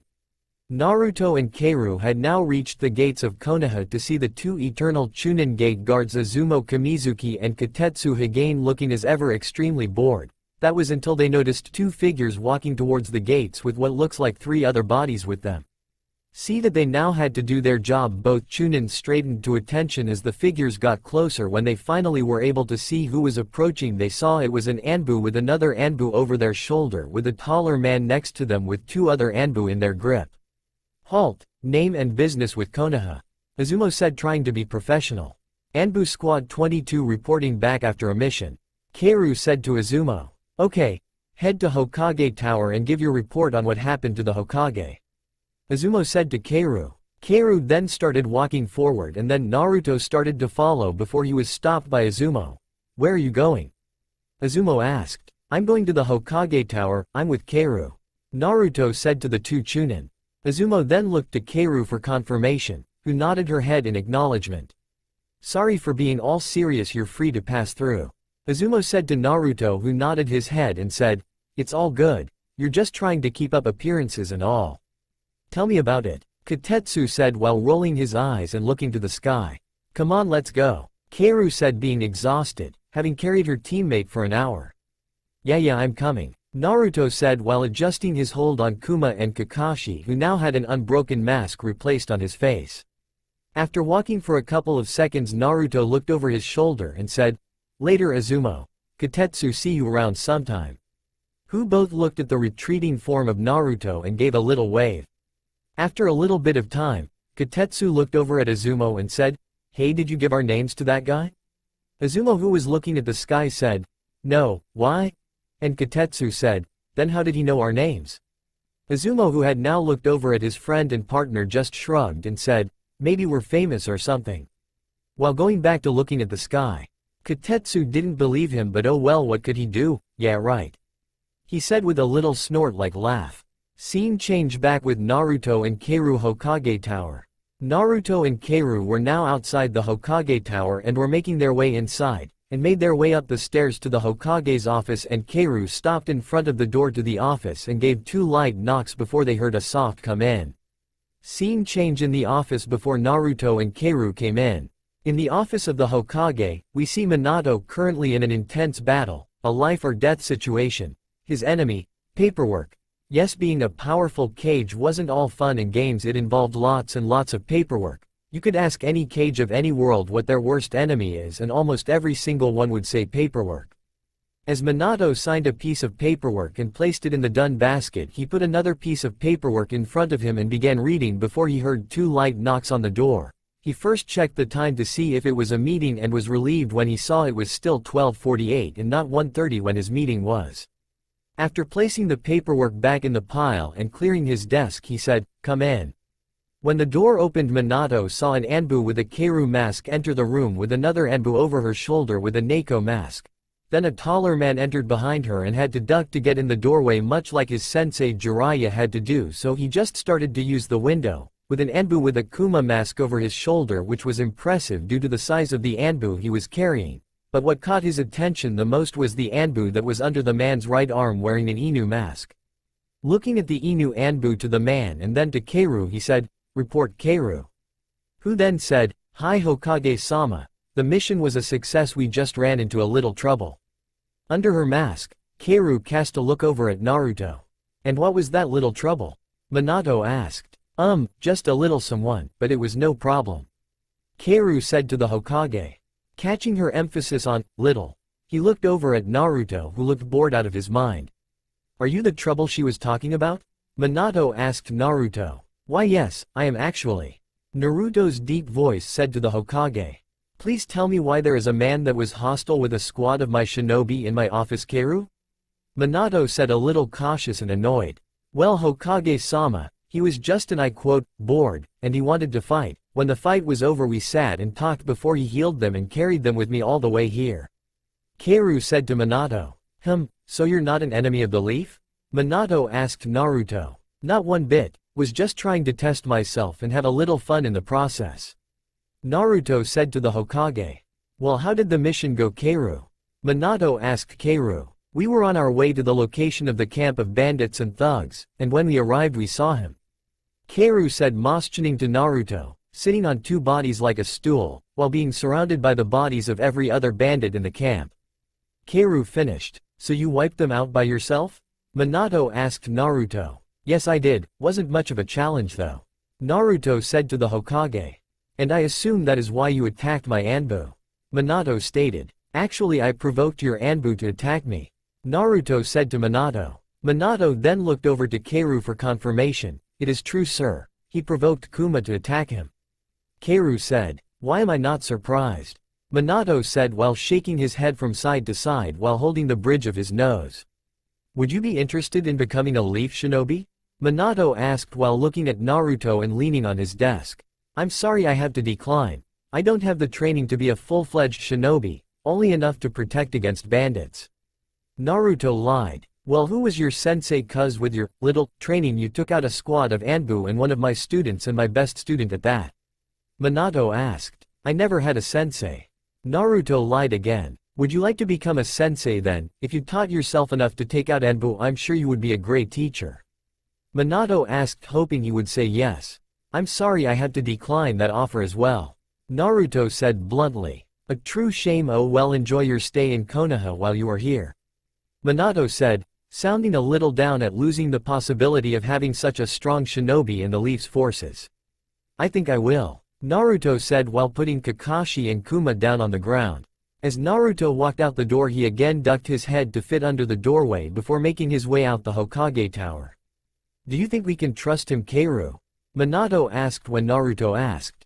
Hi Hokage-sama, if he wanted he could have killed our squad before coming here looking like a merchant or something. Keiru said to the Hokage. I see, hopefully you're right. Minato said to Keiru. Also take them to the hospital to get checked out just in case. Minato said, motioning to Neko, Inu, and Kuma. Hi Hokage-sama, Keiru said before shining away with the three. Scene change back with Naruto. Naruto was walking through the village that had once caused him so much pain in his early life. Seeing so many familiar sights like familiar stores he was kicked out of, parks where parents grabbed their kids and left when he showed up, alleyways he was tortured in, restaurants that refused to serve him. You know, all the normal things one would think about while walking the streets. Then he came to a familiar street and that's when he smelt it, the foods of the gods, ramen, but not just any ramen, Ichiraku ramen. Naruto got closer to the familiar stand and walked through the flaps to his usual seat on the far left of the stand before he noticed someone was already in it, so he sat down next to them on their right. As he did this, the person next to him tensed up. He looked at them out the corner of his eye and saw a boy no older than 12 sitting there with spiky blonde hair and dark blue eyes. Naruto then looked to the kitchen and could see a tense Tucci looking over while stirring some ramen for other customers on the other side of the stand. He could also see Ayame grab a free unused pan and slid the handle down her hand till she was only gripping the end like she was ready to throw it if anything happened, while looking at him out the corner of her eye while making her own batch of ramen. After the ramen was done for the other customers, Ayame came up to the two Narutos and asked, Are you okay, Naruto? Do you want me to move him for you? While she was looking at the smaller Naruto. I don't think that is necessary, I am no threat to him. Naruto said to Ayame. I don't care what you think, it is up to him. Ayame said while motioning to the smaller Naruto. It's okay Ayame, I'm fine. The smaller Naruto said while looking at the counter. Okay, just call me over if he does anything. Ayame said while giving a little glare at the older Naruto. What can I get you to eat? She asked him. Just some miso ramen please. Naruto said, giving his order. As Ayame went back to the kitchen to get Naruto's order ready, Naruto was looking at the smaller version of him with a careful eye. How are you, Naruto? Life treating you good, family's well, I hope. Naruto said, starting a conversation, and he saw the smaller Naruto tense when he said, family, yeah, I'm great and the family's great. Well, that's great. Now how do you really feel? Naruto said, knowing full well this Naruto wasn't as okay as he said. I don't know what you mean. Naruto lied to this giant of a stranger. I see, well let me take a crack at guessing how life is really treating you, okay. Naruto said, pausing while looking over to the smaller Naruto. I bet you are ignored by your family, specifically your parents, and your sibling act all nice when your parents are around but in private they belittle you to bring up their own ego, and I bet you are so lonely. Oh, the real killer is the loneliness, just wanting to have that attention, and when you do get it it's the wrong kind of attention. Not love but hate and misunderstanding, and I bet when it's your birthday, a day when you're supposed to celebrate your birth, you're the most lonely, cuz Menma and Mito get all the attention you wish you got. The love, the gifts, the hugs from your parents. Naruto paused for a second to let it all sink in. Well, here you go. Hey Naruto, why are you looking like that? I knew I should have Ayame started, angry only to get interrupted. It's nothing Ayame, he just said the truth. Little Naruto said while looking up to the older Naruto.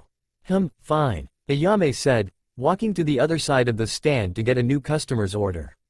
So what is the occasion? I know you eat ramen to celebrate things. Naruto said to the smaller Naruto. I'm graduating from the academy in a week.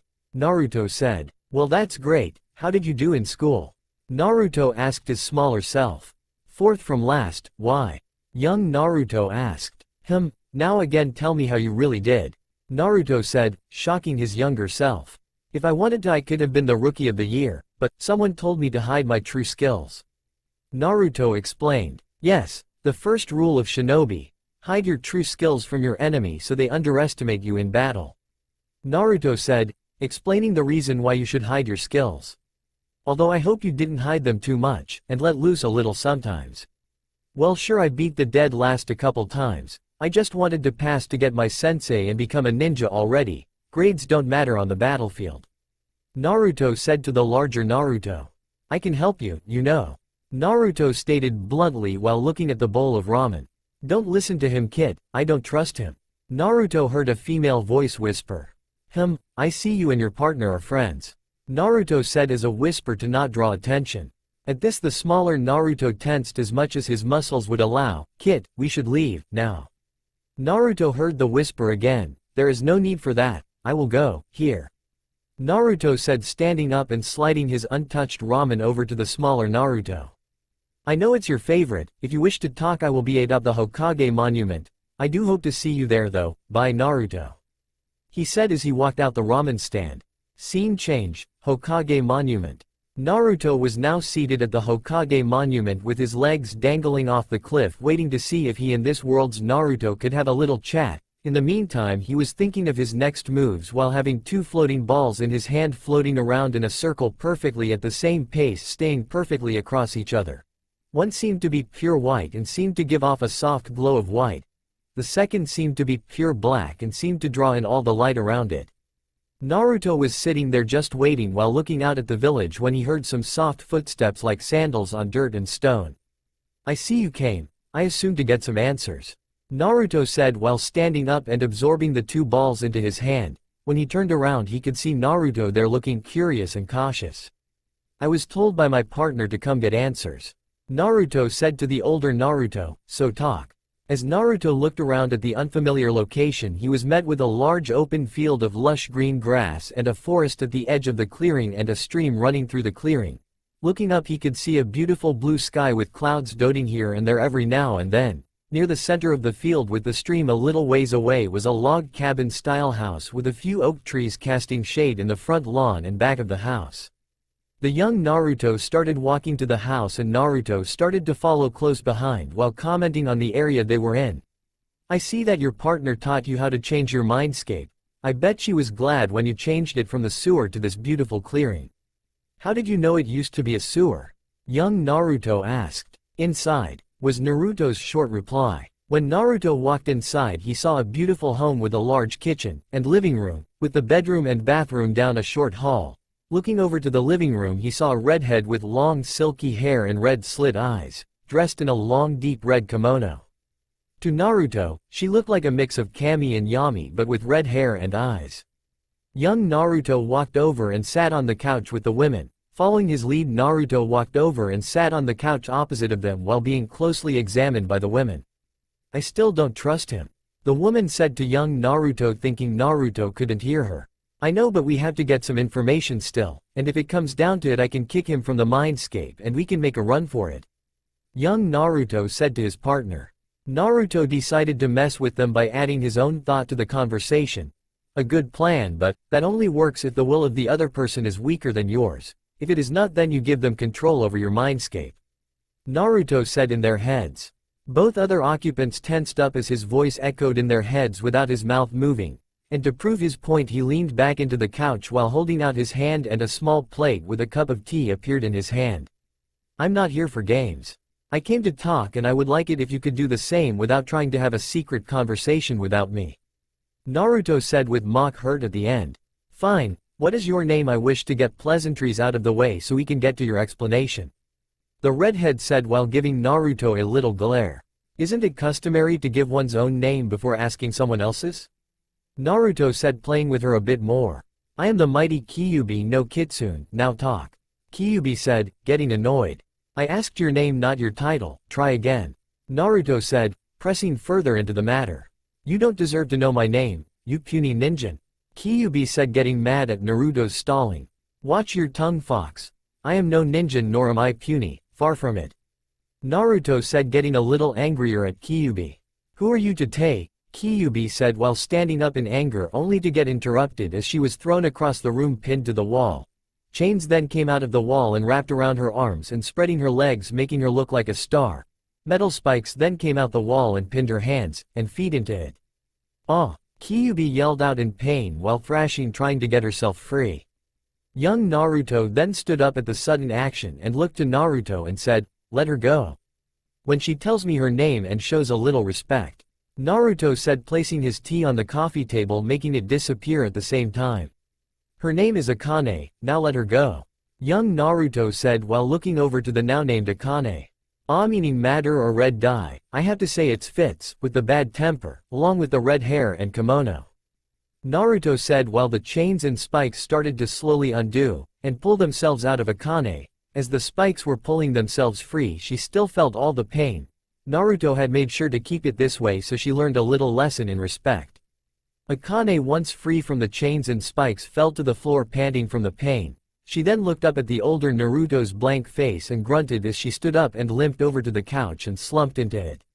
Now that I have proven my point, allow me to introduce myself to you too, Naruto, Akane. It is nice to meet you. My name is Naruto Uzumaki Namikaze. I'm the son of Kushina Uzumaki, the Red Death of Konoha, and son of Minato Namikaze, the Yellow Flash of the Leaf, or the Yondaime Hokage. Naruto said to the two other occupants of the mindscape. Both had shocked looks plastered on their faces and were at a loss of words. Akane then looked to her Naruto and then to the one across from her. But Naruto doesn't have an older brother with the same name as him. She said as she was motioning to the Naruto next to her. Yeah, I think my parents would tell me something like that. Wait, did you fake your death and they named me after you in memory of you? Then when I got older I started to look so much like you, it hurt them so much to look at me? Naruto asked in realization and hope of having a reason why his parents ignored him so much. I am sorry to disappoint, but I am not your sibling, no. I am you from a different world per se. Naruto said to the hopeful Naruto and still shocked Akane. Wait, if you're Naruto from another world, that still makes you a ninja who has no right to order me around. Akane said, a little frustrated and upset. She was embarrassed by this other Naruto in front of her Naruto. As I had previously said, I am no normal ninja. Naruto restated that he wasn't human. How did you get here, to our world I mean? Young Naruto asked. That is not important, I have come with an offer for you too, or more specifically you Naruto. The same offer I have given others many times.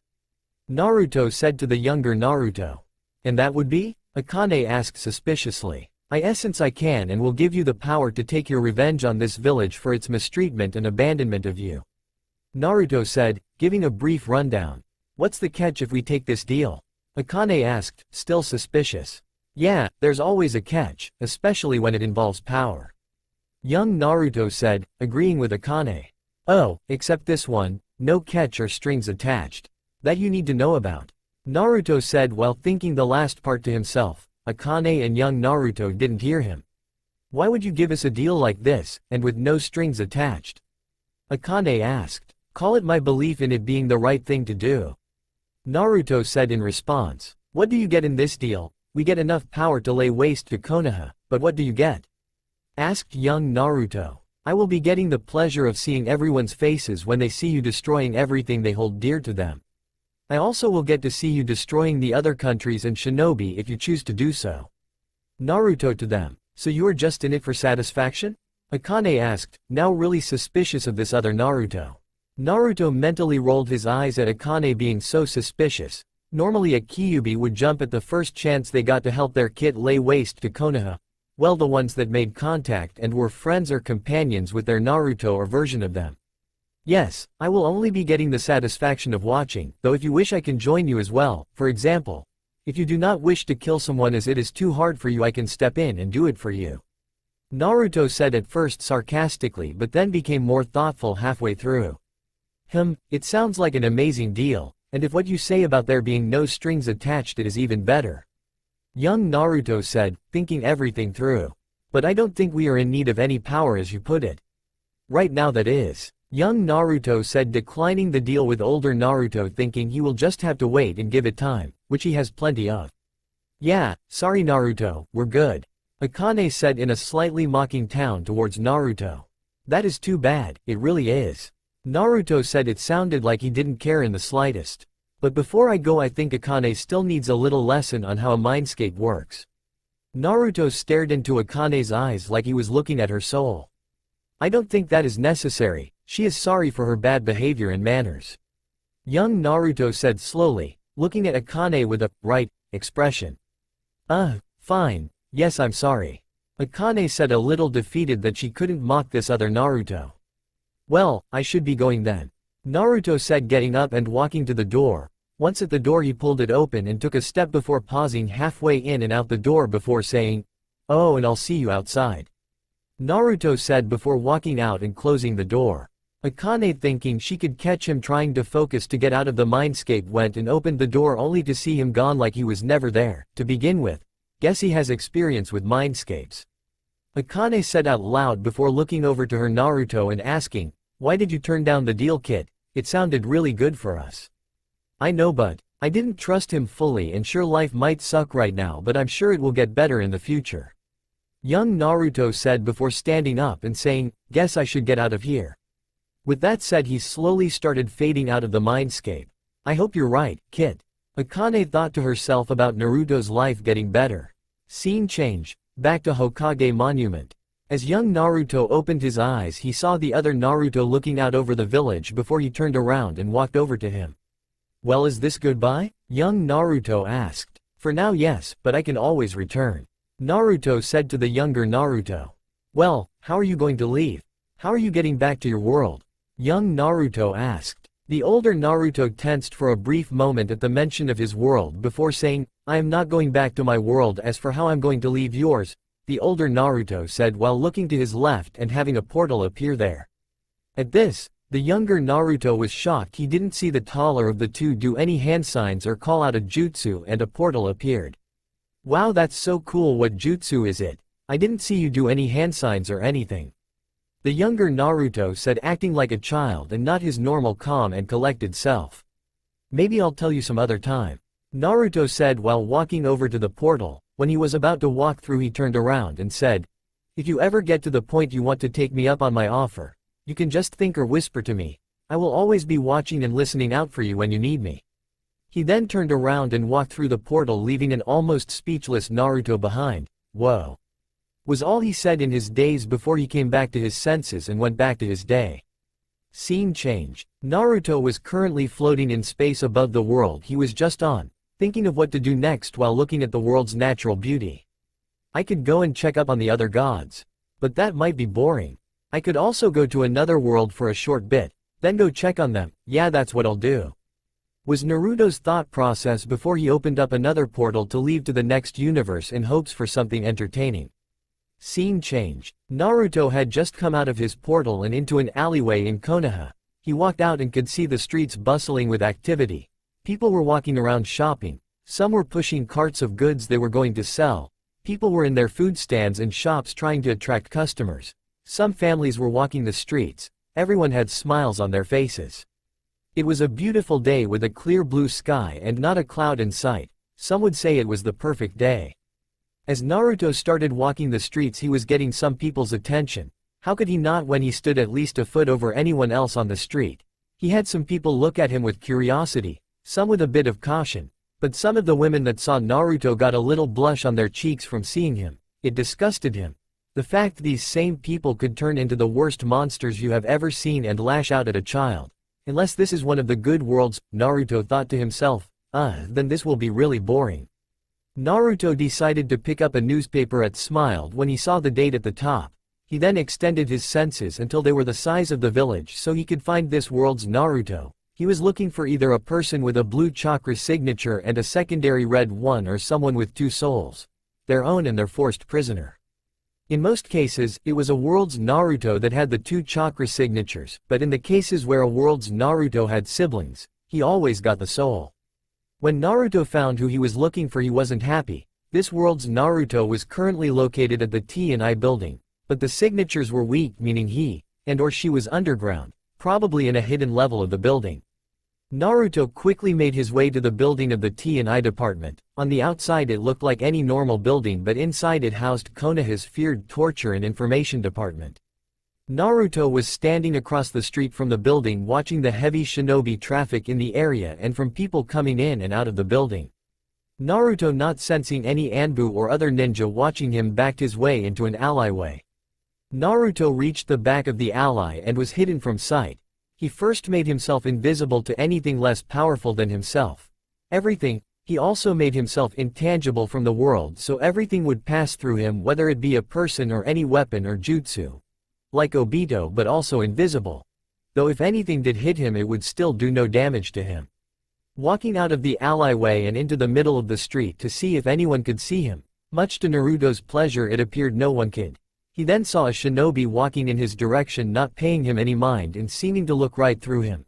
Naruto watched as the man walked through him and kept on going about his day like nothing happened. Naruto then walked up to the front door for the T&I department before he just walked through it. Walking through it he came to what looks like a normal waiting room you would see when visiting the doctor or a police station. Looking to his left he could see what looked like a receptionist, on his right was the waiting room with a couple of doors around the room. He walked over to the receptionist and went through the wall, and stood over her shoulder to see what she was looking at. It was just a waiting sheet list and a sign-up sheet.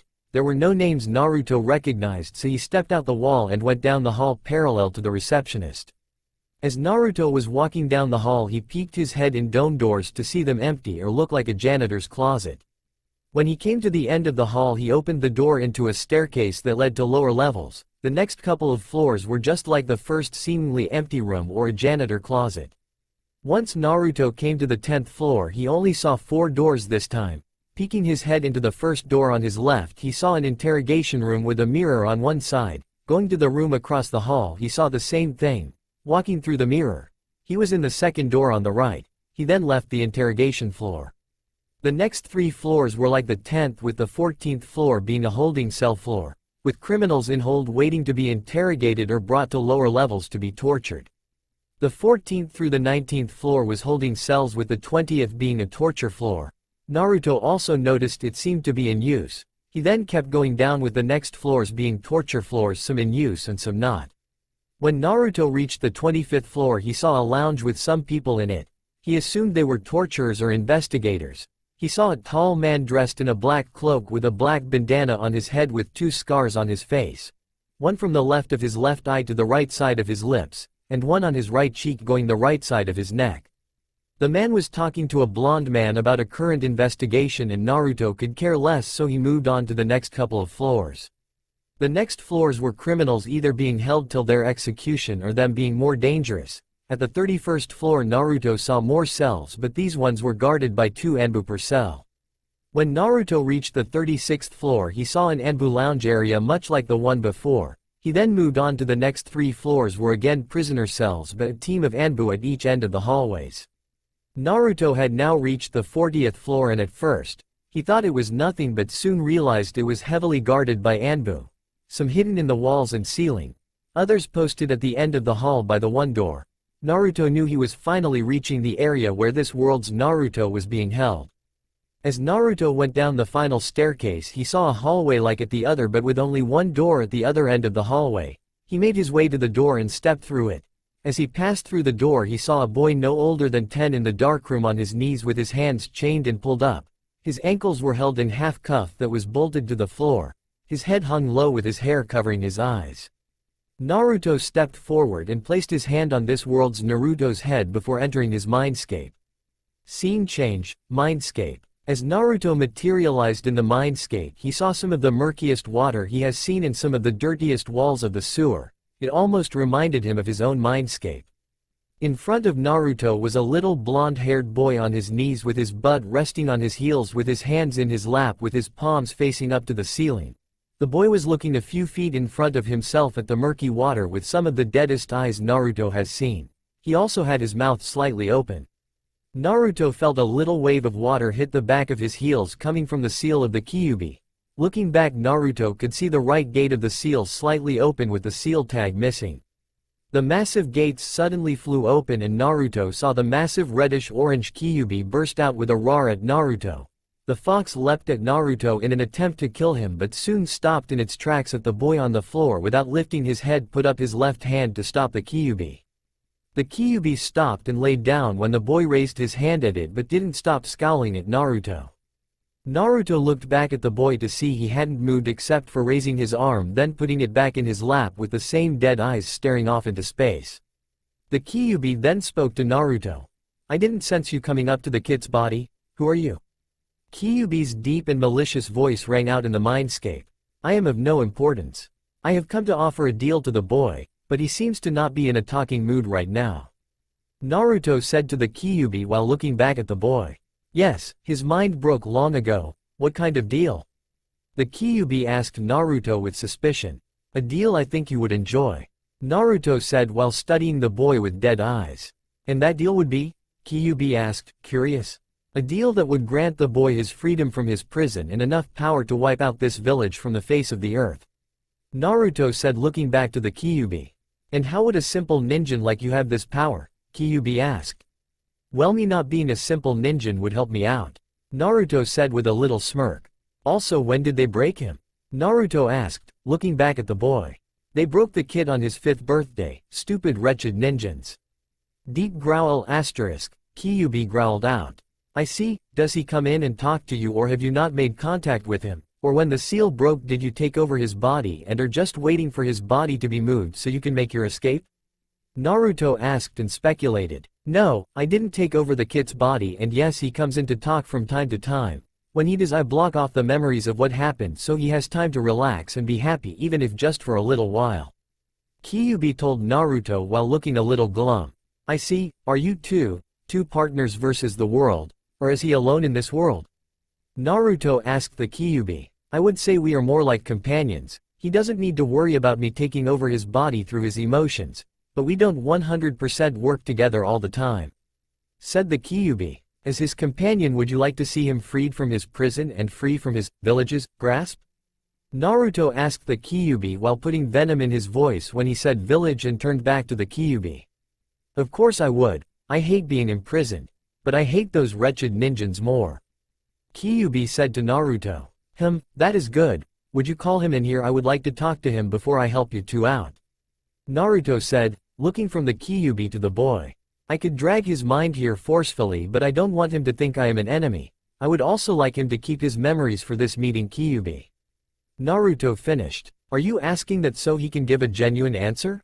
the Kyuubi asked Naruto. Naruto, still looking at the boy, said, "Yes, I wish to know how he feels, really feels, before I set him free of his chains." "Oh yeah," Naruto said, narrowing his eyes at the boy when talking about his feelings. Then in realization as he turned to face the Kyuubi, "I can also make it so he can set you free without dying, like a summons, but you will be free from the seal. I would like you two to be partners when I set you both free," said Naruto. "Really, the kid won't die if you do it. I guess I can work with the kid. We are both the only thing each other has in this world. I don't want to lose the little kid," Kyuubi said in shock at first, then taking on a more sad tone. "I will pull him in now, he should be here soon," Kyuubi said. Naruto didn't say anything. He just looked at the boy and waited for him to look at him so they could talk. At first, Naruto almost didn't see when the boy entered the mindscape, but looking closer he could see the fingers on the boy's right hand twitch ever so slightly. Naruto passed it off to a nervous tic or past trauma. "Hello there, what's your name?"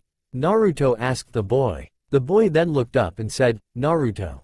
He then looked over to the Kyuubi and said, "Katsuro, who is this?" "He didn't tell me his name, kid, though I did like what he had to say," said the now named Katsuro. "Like I told Katsuro, my name isn't important, though I think I have a deal you would like to hear about," Naruto said to the boy.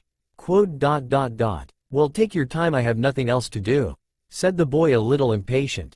"Kid, you really need to work on your people skills," Katsuro said to the boy. "That's not important right now. What my offer is for me to set you free of your chains and to give you enough power to destroy the village that has you imprisoned," Naruto said to the boy, not to care about the disrespect. The boy was skeptical at hearing that he could never trust anyone besides Katsuro, But that was only because if he died then Katsuro died, if only for a short time before he reformed. Why would you do this? What do you get from it? The boy asked. Well, I gain nothing other than the pleasure of seeing this village destroyed by you two. Naruto said, motioning between the boy and the Kyuubi. So you just want to let me loose and use me as a weapon like they planned to do? The boy said to Naruto while narrowing his eyes. In a sense yes, but also no. I want you to get your revenge on this village for all your mistreatment. I hate when people are falsely imprisoned. I also despise people who betray others' trust. Naruto said, explaining to the boy. So you just want me to try and destroy the village?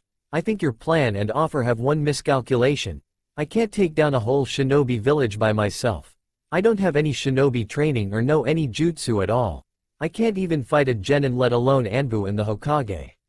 Said the boy. I never thought about that. How do you plan to make the kid able to fight a cage? Sure, you can give him power, but he needs to learn to use his newfound power. Said Katsuro to Naruto. I have that covered. I will transfer how to use his new amount of chakra. I will also give him just a few jutsu. Naruto said with 2 flicks of his right hand in a dismissive gesture. Well then let's get to it. We both have been imprisoned for a long time and I would like to feel the wind on my face again. Katsuro said. What do you mean, Katsuro? When we get out of here you will still stay in the remains of the seal? The boy said. I'll let him explain, here. Naruto said before doing a small noticeable wave of his right hand. When Naruto did this, the 10-year-old Naruto from this world stumbled a bit before grabbing his head with his left hand and wincing in pain. You okay, Kit? Katsuro asked the younger Naruto. Yeah, I'm good, just, wow. Said young Naruto. You're just getting a bit of backlash from the amount of info I gave you. Naruto explained to the two. Now is the kid ready? Asked Katsuro. Yes, I will see you in the cell. Naruto said before he faded from the mindscape. Are you going to go through with it, Kit? Are you sure you don't care about anyone in the village? Katsuro asked young Naruto. Why would I care about anyone in the village who I have never even met or who is one of the people who put me in my prison? Young Naruto said. I'm just worried about you, Kit. Katsuro said. I know, Katsuro. Young Naruto said. Scene change. Back in cell. Back in the cell, Naruto took his right hand off the young Naruto's head and made himself visible again, but kept himself undetectable. He would be able to talk to this world's Naruto without him just talking to the air, but the Anbu above him wouldn't know he was here. Naruto looked to the door before saying, really, they have to come now. Before looking back to the other person in the cell with him while rolling his eyes. Don't move yet, we have 2 Anbu bringing some food. If they throw it in your face, I'm going to kill them. If they get close to give you your food, you kill them. When he said this, the younger Naruto raised his head and said, okay, I can do that.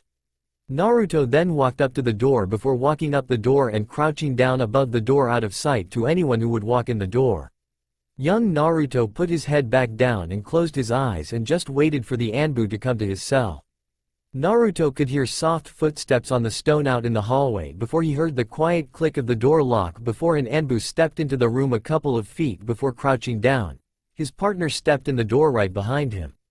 The first Anbu said to the chained-up 10-year-old Naruto, it's lunchtime. Eat up so we can get back to actual important work. With slight venom in his voice. His partner said, why not just throw the food on the floor, so he can eat the slop like a pig he is? The first Anbu said in response, he barely eats as is. I don't want to get blamed for him dying and us ending up losing our jobs. His partner said in response, I guess you're right. Just put his bowl of slop in front of him. The first Anbu leaned forward before putting the bowl on the floor and standing up and taking a step back. Young Naruto didn't lean down and start eating like they thought he would. Well, eat up your slop like the pig you are. The Anbu closest to the door said to young Naruto. Young Naruto just looked up and opened his eyes and just stared at them with no emotion in his eyes. He then said, you or me? At this, the Anbu were a bit confused and angry that he was disrespectful to them. They then heard a deep voice say, I think a mix of both. The Anbu turned around and saw no one in the cell with them, but they saw a slight light shift above the door and looked up to see someone sticking to the wall in a crouched position. Who the hell are you? Asked the Anbu by the door. We have an intruder, said the Anbu by the chained-up Naruto. The young Naruto then grabbed the chains going to his wrist and yanked them out of the wall. He then threw them forward and wrapped them around the Anbu in front of him. Young Naruto yanked the Anbu to himself before putting him in a headlock. The second Anbu turned around to see his partner in the grasp of their prisoner before he said, "Hey, we have an intruder." Naruto then dropped down from above the door and said, "They can't hear you. I wouldn't be so foolish as to let you alert all of the others above us." The Anbu then took a defensive taijutsu stance and said, "Guess I'll have to take you both out, then put this demon back in his shackles." Naruto said, "I'm sorry to say you will not be leaving this room alive." He then twitched his pointer finger on his left hand a little and the Anbu started to feel ill. What the hell?" he said before he grabbed his chest and stomach and started screaming, "Oh Kami." Naruto just leaned his head to the left and said, "This is going to be a bit painful." The Anbu then screamed louder in pain, tearing his vocal cords. His left leg then snapped upwards at the kneecap, but he did not fall over, he was standing there unbalanced. His other leg then snapped upwards as well. He was now floating in the air while still having arms on his chest, screaming in pain. The Anbu's right arm snapped at his elbow and the same with his left. He was now a man with all broken limbs floating in the air. Naruto now tilted his head to the right and said, "Goodbye now." The Anbu now started to shrink in size while still screaming his lungs out. He now started to bleed from his eyes and ears while continuing to shrink in size before his chest started to expand and little. His chest then exploded blood into the room floating in the air. The body continued to shrink in size, its bones creating crunches and loud pops. The body of the Anbu was now just a ball of flesh and blood in the air with floating blood blobs around the room. The blood blobs now started to float to the ball of the flesh while it was still condensing. Once all the blood was together, the flesh and bones were also turned to blood and paste before it floated over to Naruto and was absorbed into his body, leaving no trace of the Anbu ever being there. The first Anbu, who was trapped in chains, watched as his partner was turned into a blood glob, then absorbed into this mysterious man in the cell with the demon brat. He then said, "Oh my Kami, Dry Hurl, what did you do to him, Dry Hurl?" while almost throwing up the lunch he had before giving the demon brat his lunch. "I just got rid of a minor inconvenience, as we will do to you," Naruto said before taking a step closer and crouching down to be eye level with the Anbu. Naruto then motioned for young Naruto to kill the Anbu. Young Naruto reached up with his hands and began choking the Anbu. The Anbu struggled against his binds to get free. Naruto then got an idea and took off the Anbu's mask to see his face. The Anbu had his face slowly turning blue and the life draining from his eyes. The Anbu tried to suck in air with his last bits of strength in efforts to save his life. As the Anbu's eyes rolled back in his head and he slumped over, Naruto touched the Anbu and started absorbing him and then the chains the Anbu had around him. Free young Naruto at the same time. "Feels good to get those off my wrists," young Naruto said. Young Naruto then stood up and said, "So now what's next?" In response, Naruto said, "Now I teleport us to the center of the village and you do whatever you want. Oh, and don't forget to include Katsuro." Young Naruto said, "I don't plan to leave him out of the fun," while getting a small grin on his face. Naruto reached his hand out and put it on young Naruto's shoulder and they disappeared without a trace. Scene change, the center of village. Naruto, looking around, saw a lot of people and families going about their day in the village square. Naruto looked at young Naruto and said, "Well, time to let loose." Young Naruto smiled and looked around trying to find a place to start. The first thing he did was go through hand signs and blew out a giant wave of flames, igniting shops around the square aflame. The instant blaze caused families and citizens to run away screaming in terror. Young Naruto then went through hand signs and a massive water dragon formed out of the water from the fountain. He then sent it at the other shops around the square that weren't already ablaze, flooding them and causing a few to collapse. Naruto then made some tri-pronged kunai out of thin air that young Naruto could use to do the Hiraishin. "I forgot to give you these," Naruto said to this world's Naruto while tossing the kunai to him. "Oh yeah, I didn't even realize," young Naruto said to the older one. It was at this time a team of shinobi arrived. Judging by the vest they were wearing, they were a group of chunin. They looked around trying to find the enemy shinobi who were attacking, only to see two blondes, a 10-year-old boy next to an older-looking man near him. They headed to them and landed on the ground near them. The leader stepped forward while looking around and said, Let's get these civilians out of here, we have to find the Atta HCK. Before he was cut off by young Naruto using one of his new kunai to slit the man's throat while he wasn't paying attention. The three other Chunin got into a defensive stance and took out kunai while the other Chunin tried to stop the blood that was leaking out his now open throat. While he fell to the ground holding his throat, one of the other Chunin spoke up. "Guess these are the attackers. We need to slow them down and get him out of here," he said, motioning to the Chunin on the ground. Naruto then spoke up and said, "This is where I leave you, don't fail, I have given you all you need." While turning around and started to walk away before he lifted his right leg like he was taking a step up a staircase, then planted it on thin air. He then lifted his left leg and was now floating in the air. He then brought his left leg down and continued to walk up into the air before a Chunin spoke up. "Hey, where are you going? Get back here." Young Naruto watched as the older blonde walked high into the sky above the village to watch the carnage from a safe distance. While also having the best seat in the house, young Naruto then said, "Don't worry about him, I'm your enemy." The Chunin then looked at him, and said, "You're just a kid, you look no older than 10, what could you do?" Young Naruto then said, "I am also a kid who is about to have killed a Chunin." While doing a quick look at the man on the floor, the Chunin he had been talking to looked to the other Chunin before doing a nod at each of them. They then charged him kunai drawn. The first Chunin reached him and tried to slash at him with his kunai. Young Naruto did a quick dodge before he pushed the back of his hand to make him almost slice at one of the other Chunin's chest. The Chunin on the first right took this time to throw his kunai at young Naruto's head while he was open. Young Naruto grabbed the handle of the kunai in a reverse grip and used the momentum of it to do a spin and jab the kunai in the first Chunin's right side. The first Chunin screamed while reaching for young Naruto's wrist but failed as he quickly pulled it back before sending a kick to his back, hitting him and sending him stumbling forward near the almost dead Chunin. The two other Chunin charged young Naruto, the one on his left reaching in his shinobi pouch on his hip and pulling out shuriken before throwing them at young Naruto. The one on his right going through hand signs before blowing out a stream of fire, setting the kunai on fire. Young Naruto went through some hand signs of his own, making an earth wall rise out of the ground. The Chunin ran on either side of the wall to see a young Naruto looking at each of them.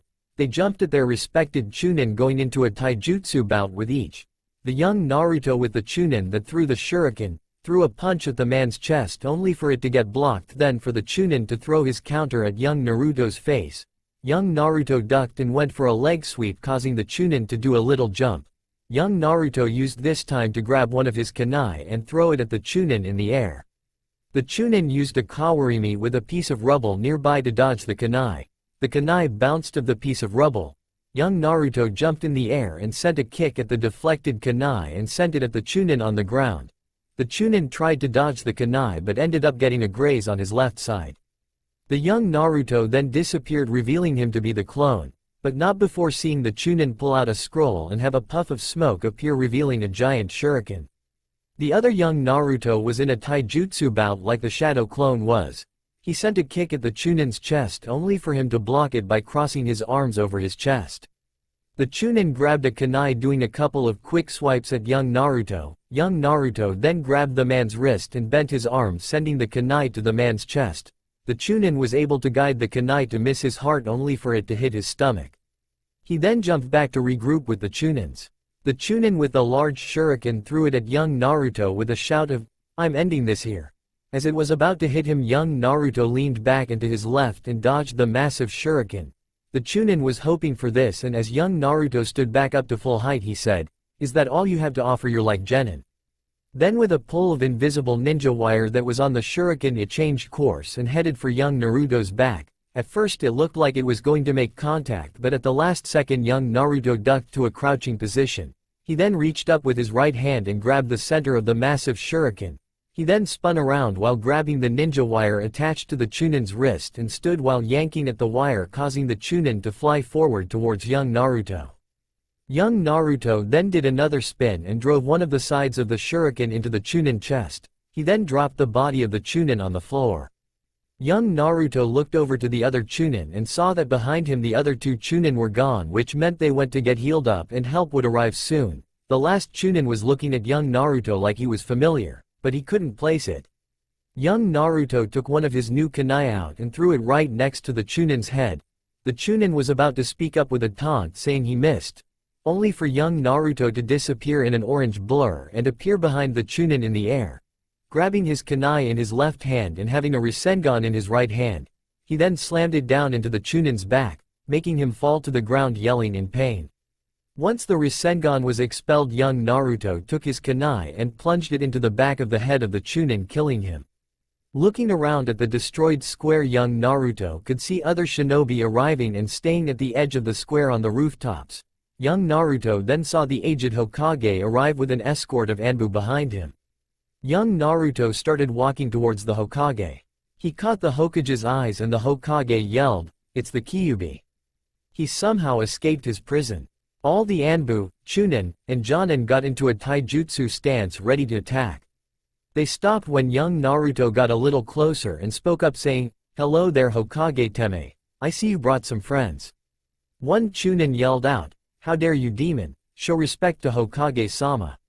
Young Naruto said, "I won't respect someone who has falsely imprisoned me for something I had no control over. I will also not show any respect for someone who is as barbaric and idiotic as Hokage Teme."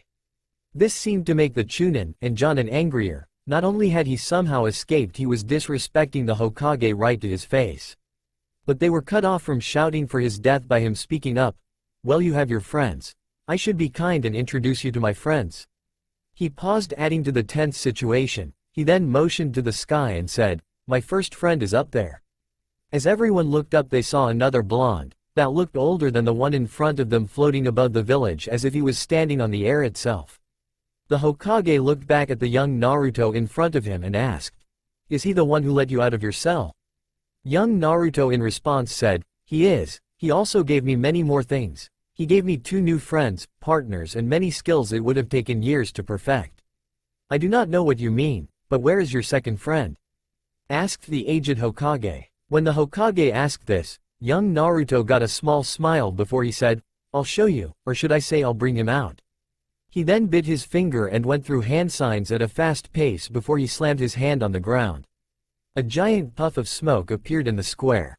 Through the wisps of smoke, everyone could see small patches of orange. At one side of the smoke appeared a giant orange tail. On the other side, another giant orange tail appeared. Near the top of the smoke, a small section got blown outwards, revealing a snout of an animal.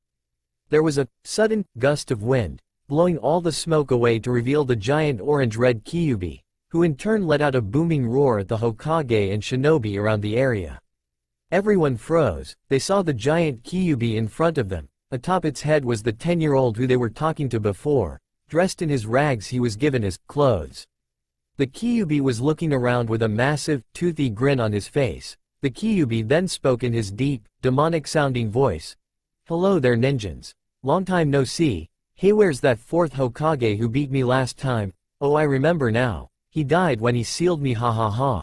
Wonder how you're going to seal me again this time." The Hokage then yelled to his shinobi, "Everyone don't sway. We are up against the Kyuubi. We have beaten him once before, we shall again." The shinobi all yelled in affirmation. Young Naruto atop the Kyuubi was a bit amused. It is correct they had won once before, but the one who had beaten the Kyuubi is gone, and the Kyuubi now has a partner he is working with. Young Naruto then yelled out from the top of the Kyuubi, "Hey Hokage Teme, I want to show you something." The Hokage looked away from his shinobi up to the boy atop the Kyuubi. "What would that be, you demon collaborator?" Young Naruto got a larger grin on his face as he pulled out one of his kunai. He then asked, "Does this remind one of anything, or should I say, anyone?" The Hokage saw the kunai and thought it was very unique. Not many nations used tri-pronged kunai, but he couldn't say it reminded him of anyone. He yelled back to the boy, "I can't say it does." Young Naruto was so glad that the Hokage said that. It would make the revel all that sweeter. He then lifted his right hand and held his palm to the sky while making a small blue ball appear in it. He then yelled out, "How about now, do I remind you of anyone?" At this the Hokage froze in place. For a brief second he saw an image of the Yondaime Hokage appear behind the boy with a wide grin while ruffling the boy's hair. Beside him was a red-haired woman hugging the Yondaime with a huge grin on her face and having her right hand on the boy's shoulder. The Hokage then whispered under his voice, "Minato, Kushina, why did you make Naruto the holder of the Kyuubi?" One of the Hokage's Anbu said, "Did you say something, Hokage-sama?" The Hokage looked back and said, "No, but I now know what jutsu that is and what that kunai is used for." The Anbu asked, "What's the jutsu, and what is a simple kunai used for?" The Hokage said, "One of the most deadliest combinations of jutsu there has ever been made, the combination the Yondaime himself used and what earned him the name of the Yellow Flash of the Leaf, the Rasengan, and the Hirishin." This left the Anbu speechless until one spoke up asking the question they all wanted to know. How did the demon brat learn the Yondaime's techniques? The Hokage said in response, "I do not know, but when we defeat him I will ask him." The Anbu then looked back to the giant behemoth in front of them that was the Kyuubi. They knew this was going to be one of the hardest fights they have ever had in their career. Young Naruto was getting a bit impatient and so was the Kyuubi. They wanted to get along with destroying the village already. The Kyuubi then growled out, "Are you ninjin done already? I wish to get this along." One brave or stupid chunin, whichever way you look at it, yelled out, "Shut up demon, we will defeat Ak." But he was cut off by having a kunai appear lodged in his throat. Everyone followed the path of the kunai to see young Naruto with his hand outstretched and looking in the direction of the chunin. The Kyuubi was the first to speak, "Ha ha ha, you stupid ninjins." This caused everyone to get angrier at the Kyuubi and younger Naruto. The Hokage yelled at everyone to charge, and they did. The Kyuubi drew back his right hand and swiped at a huge amount of shinobi, causing a lot of casualties. The shinobi started to launch every type of jutsu they knew. Some shinobi were launching fire jutsu, some water jutsu, others were launching earth jutsu, and a few shinobi were using wind and lightning jutsu, but none of it was effective against the mighty Kyuubi. The Kyuubi did another swipe, causing mass casualties and many to be injured. Young Naruto started throwing kunai around the area and teleporting behind shinobi and stabbing them in the back of the head, then teleporting away with a new kunai in hand to stab the next shinobi. Young Naruto was now atop the Kyuubi, watching as the shinobi were getting smashed and stomped to death by the Kyuubi. The Hokage was watching as his shinobi were getting massacred. The Hokage then saw young Naruto make a Rasengan in his hand before four white blades-like things formed on the edges. The Hokage said, "How did he complete it? Not even Minato could complete it." Young Naruto then threw it at the Hokage. The Anbu went through quick hand signs and made earth walls rise out of the ground. The wind release. Rasen Shuriken shredded through the earth walls but gave enough time for the aged Hokage to jump away. The few Anbu that weren't able to jump away were caught in the Rasen Shuriken when it rapidly expanded.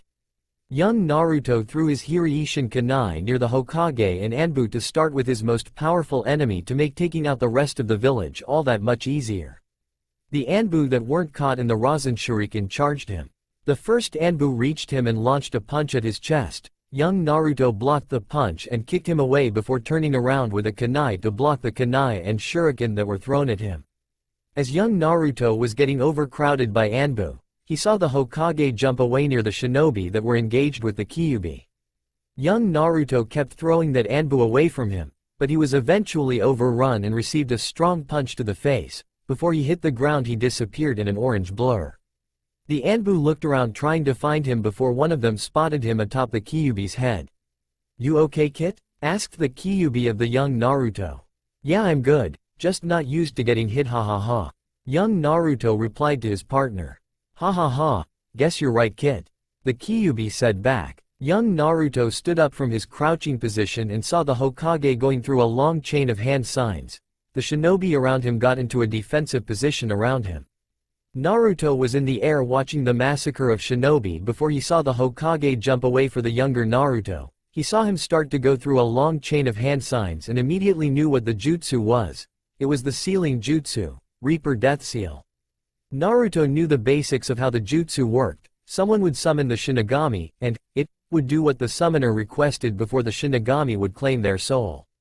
Naruto was preparing to step in and stop Shinigami from messing with his fun. The Hokage then called out Hit Jutsu, Sealing Jutsu, Reaper Death Seal. A rift opened up behind the aged Hokage and out came a tall, transparent figure with light purple skin dressed in a large white kimono. In the figure's mouth was a tanto. On the figure's left hand was red prayer beads wrapped up the figure's wrist. Naruto saw this figure and knew this wasn't Shinigami. The figure didn't have the same feel as the Shinigami he had met. As the Hokage was about to tell the Shinigami what his request was, Naruto made the figure appear before him in the air. Down below, the Hokage was looking around in shock, trying to find what happened to the Shinigami. The Shinigami looked around and saw he was suddenly in the air above his summoner. "Who are you?" asked Naruto of the Shinigami. The Shinigami said, "I am the Shinigami. What do you need, mortal? I was already summoned and I must do his request first." Naruto said, "You are no Shinigami, I have met Shinigami." Shinigami said back, "Foolish mortal, I would know if I had met you before." Naruto narrowed his eyes at the figure before saying, "You never answered my question. Who are you?" Shinigami, now mad that a mortal was during him, said, "I normally don't kill foolish ninjas for no reason, but I think I can make an exception." He then started to reach for Naruto's chest in a motion to attempt to grab his soul. Naruto knew what this false Shinigami was trying to do. He quickly grabbed his wrist, stopping him in his tracks. He then asked, "How can you grab me? No one can grab me in this form."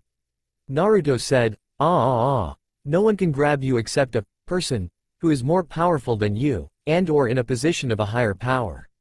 Shinigami said in anger, "No one is more powerful than me other than Yami-sama and Kami-sama." Naruto gave a little chuckle before he said, But who is more powerful than Kami? Who does she answer to?" Shinigami then said, "She answers to no one. She has the highest position possible on the Council of the Gods." Naruto was now getting a little annoyed. With an eye roll he asked, "Who or what has the potential to have Kami answer to them and bow at their feet?"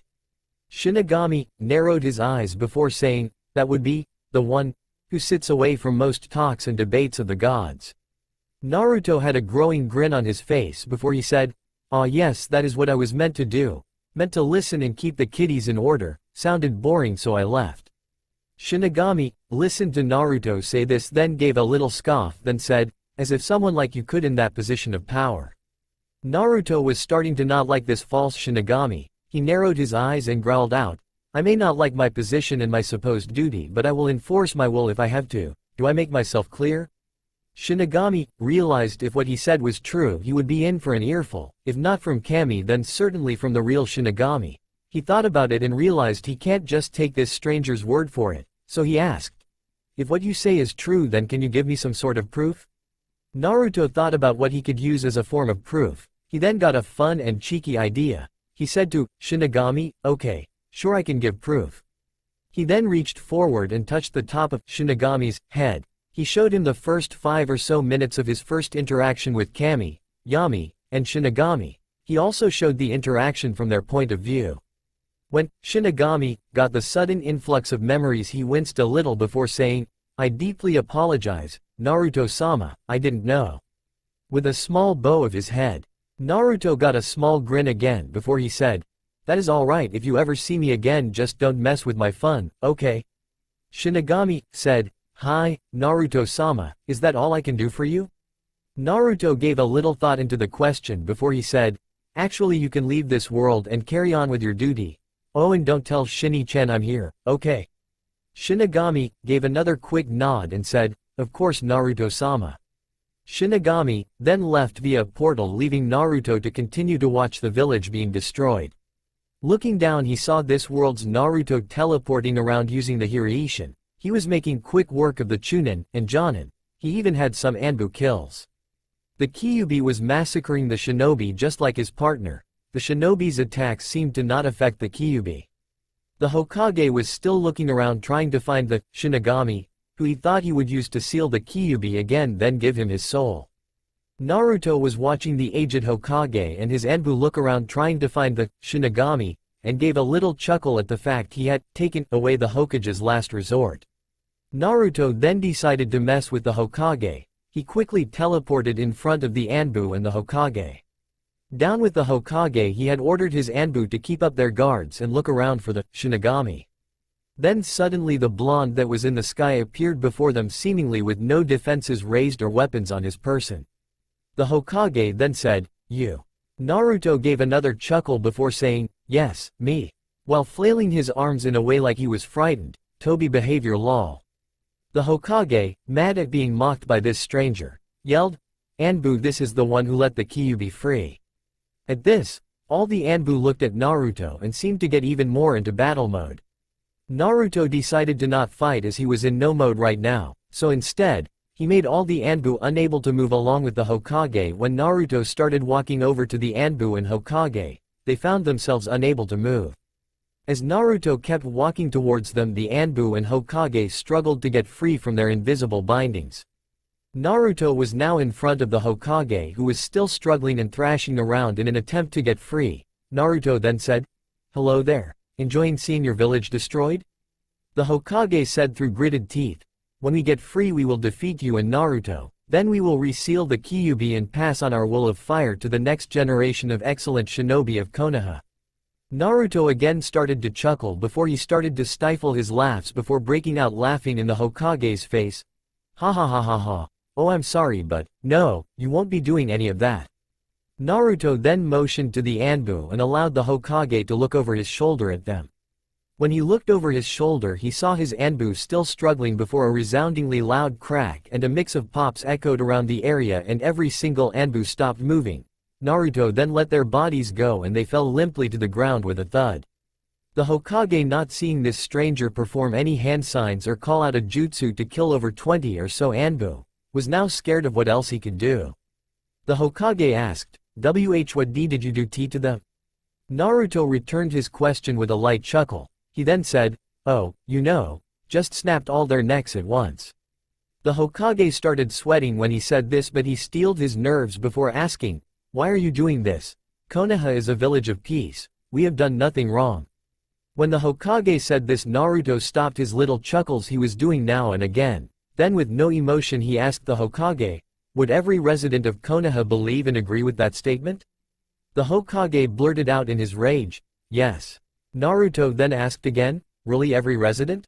When he asked this, the Hokage froze. Naruto then motioned over to where the younger Naruto and Kyuubi were fighting the shinobi. He then looked back at the Hokage and said, "I think you may have forgotten a resident, but he is one of, if not the most important person in this village." The Hokage was now looking down at the ground, knowing everything he said was true. The village he claimed to be the most peaceful had cast aside a child right at birth and abandoned him to the wolves. What Naruto said next shook the aged Hokage to the bone. "Don't worry, Hiruzen Sarutobi, I will correct your sins." The Hokage started to feel his bones creaking under his skin like they were being twisted and stretched. He then let out a scream of pain as he felt his left arm snap and crack into small pieces of bone. It now was more like a blob of muscle with shards of bone in it instead of bones with muscles on top. The Hokage let out another scream when he felt his right arm shatter as his left arm had. When the Hokage's legs shattered, he fell to the floor squirming around in pain. Naruto then reached down and grabbed the Hokage by his neck and brought him eye level with himself. Naruto stared the Hokage in the eyes while he was squirming in pain and said, "Well, I think that's a start." He then started walking over to the younger Naruto. When he reached the younger Naruto, he saw him stab a kunai through one of the last shinobi's head. Once he pulled his kunai free, he turned around and saw the older Naruto with the aged Hokage in his grasp by his neck. All the shinobi that were heavily injured but not yet dead watched as the taller blonde tossed the Hokage on the ground, who once again screamed in pain as his broken limbs flopped around.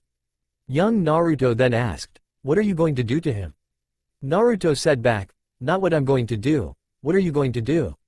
Young Naruto looked from the Hokage to the taller blonde and asked, "What do you wish me to do?"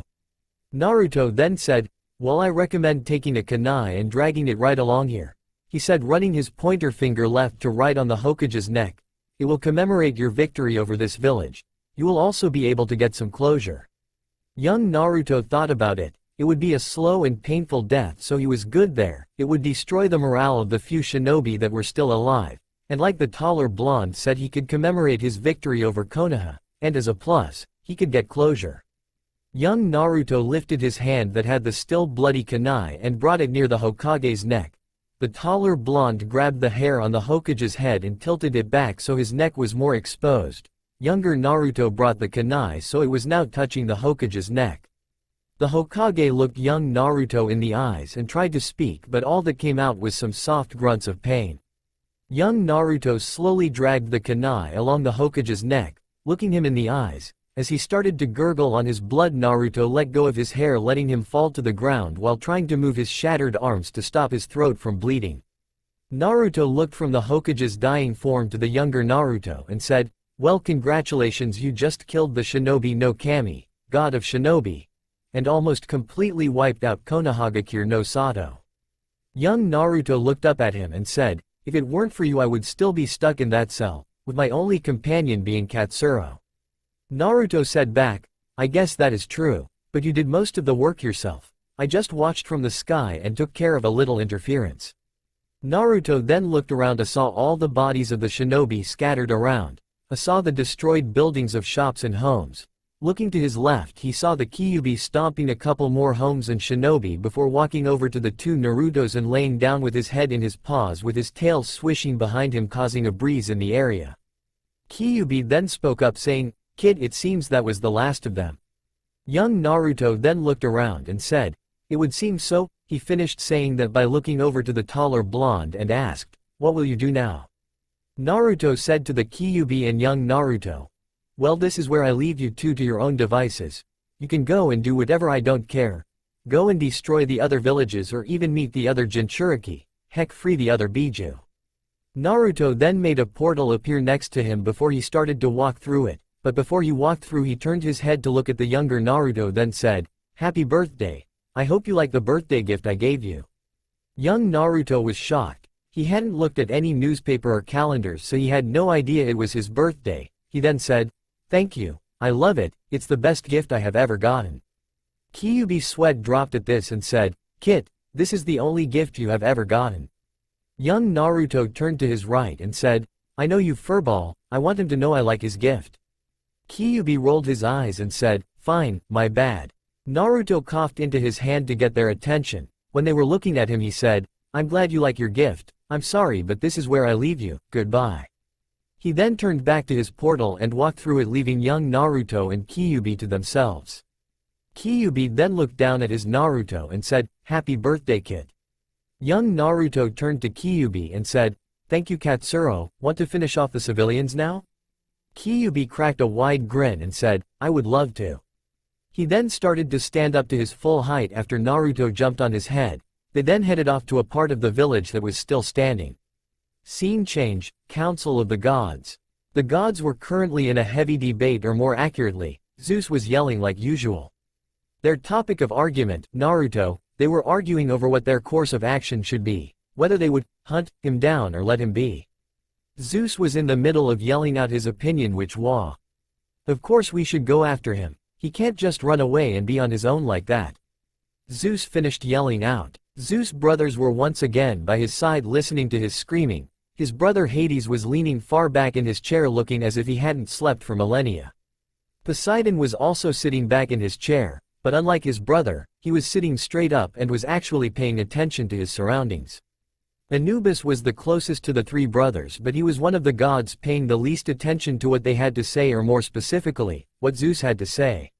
Ra was following Anubis' lead and wasn't paying Zeus any mind. Shinigami was the closest to Zeus of her and her sisters, and she wished for once she had talked Yami into switching seats with her. Kami was trying her best to keep a neutral stand in the discussion, but she was getting so close to standing up and just saying, "Fuck it," and kicking everyone out. Yami was one of the furthest gods away from Zeus, as she was seated almost on the arch of the table. For once she was glad she had this seat. Next to Yami was a woman with long, flowing, and curly white hair with black ends. She also had creamy white skin with a beauty mark under her right eye. She had beautiful blue eyes. She was dressed in a black kimono with red trimmings, ending above her ankles. This was the goddess Amaterasu. She didn't normally attend meetings, and for once she wished she had skipped out, but Kami had asked everyone to come.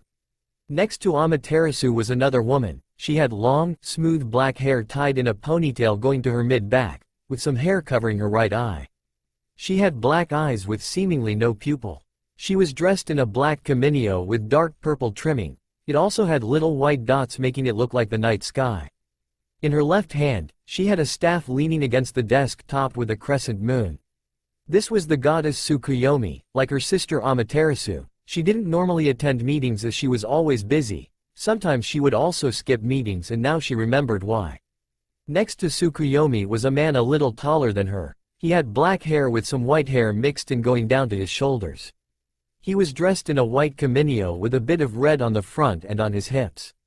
On his left hip, he had a sheathed katana. This was the god Susanoo. Like his sisters, Susanoo was always busy and or skipped a meeting to avoid Zeus. He was quite annoyed that he had to hear Zeus yelling. Next to Susanoo was a woman with smooth black hair going down to her mid-back, with beautiful, light blue eyes. She was dressed in a white kaminyo with little red linings on the hips and wrists. This is the goddess. She didn't have many godly duties, but she would prefer to do them for the next century than hear this buffoon yelling. Next to her was a man with messy black hair going down to his shoulders. He had dark brown eyes that made it hard to see the pupil.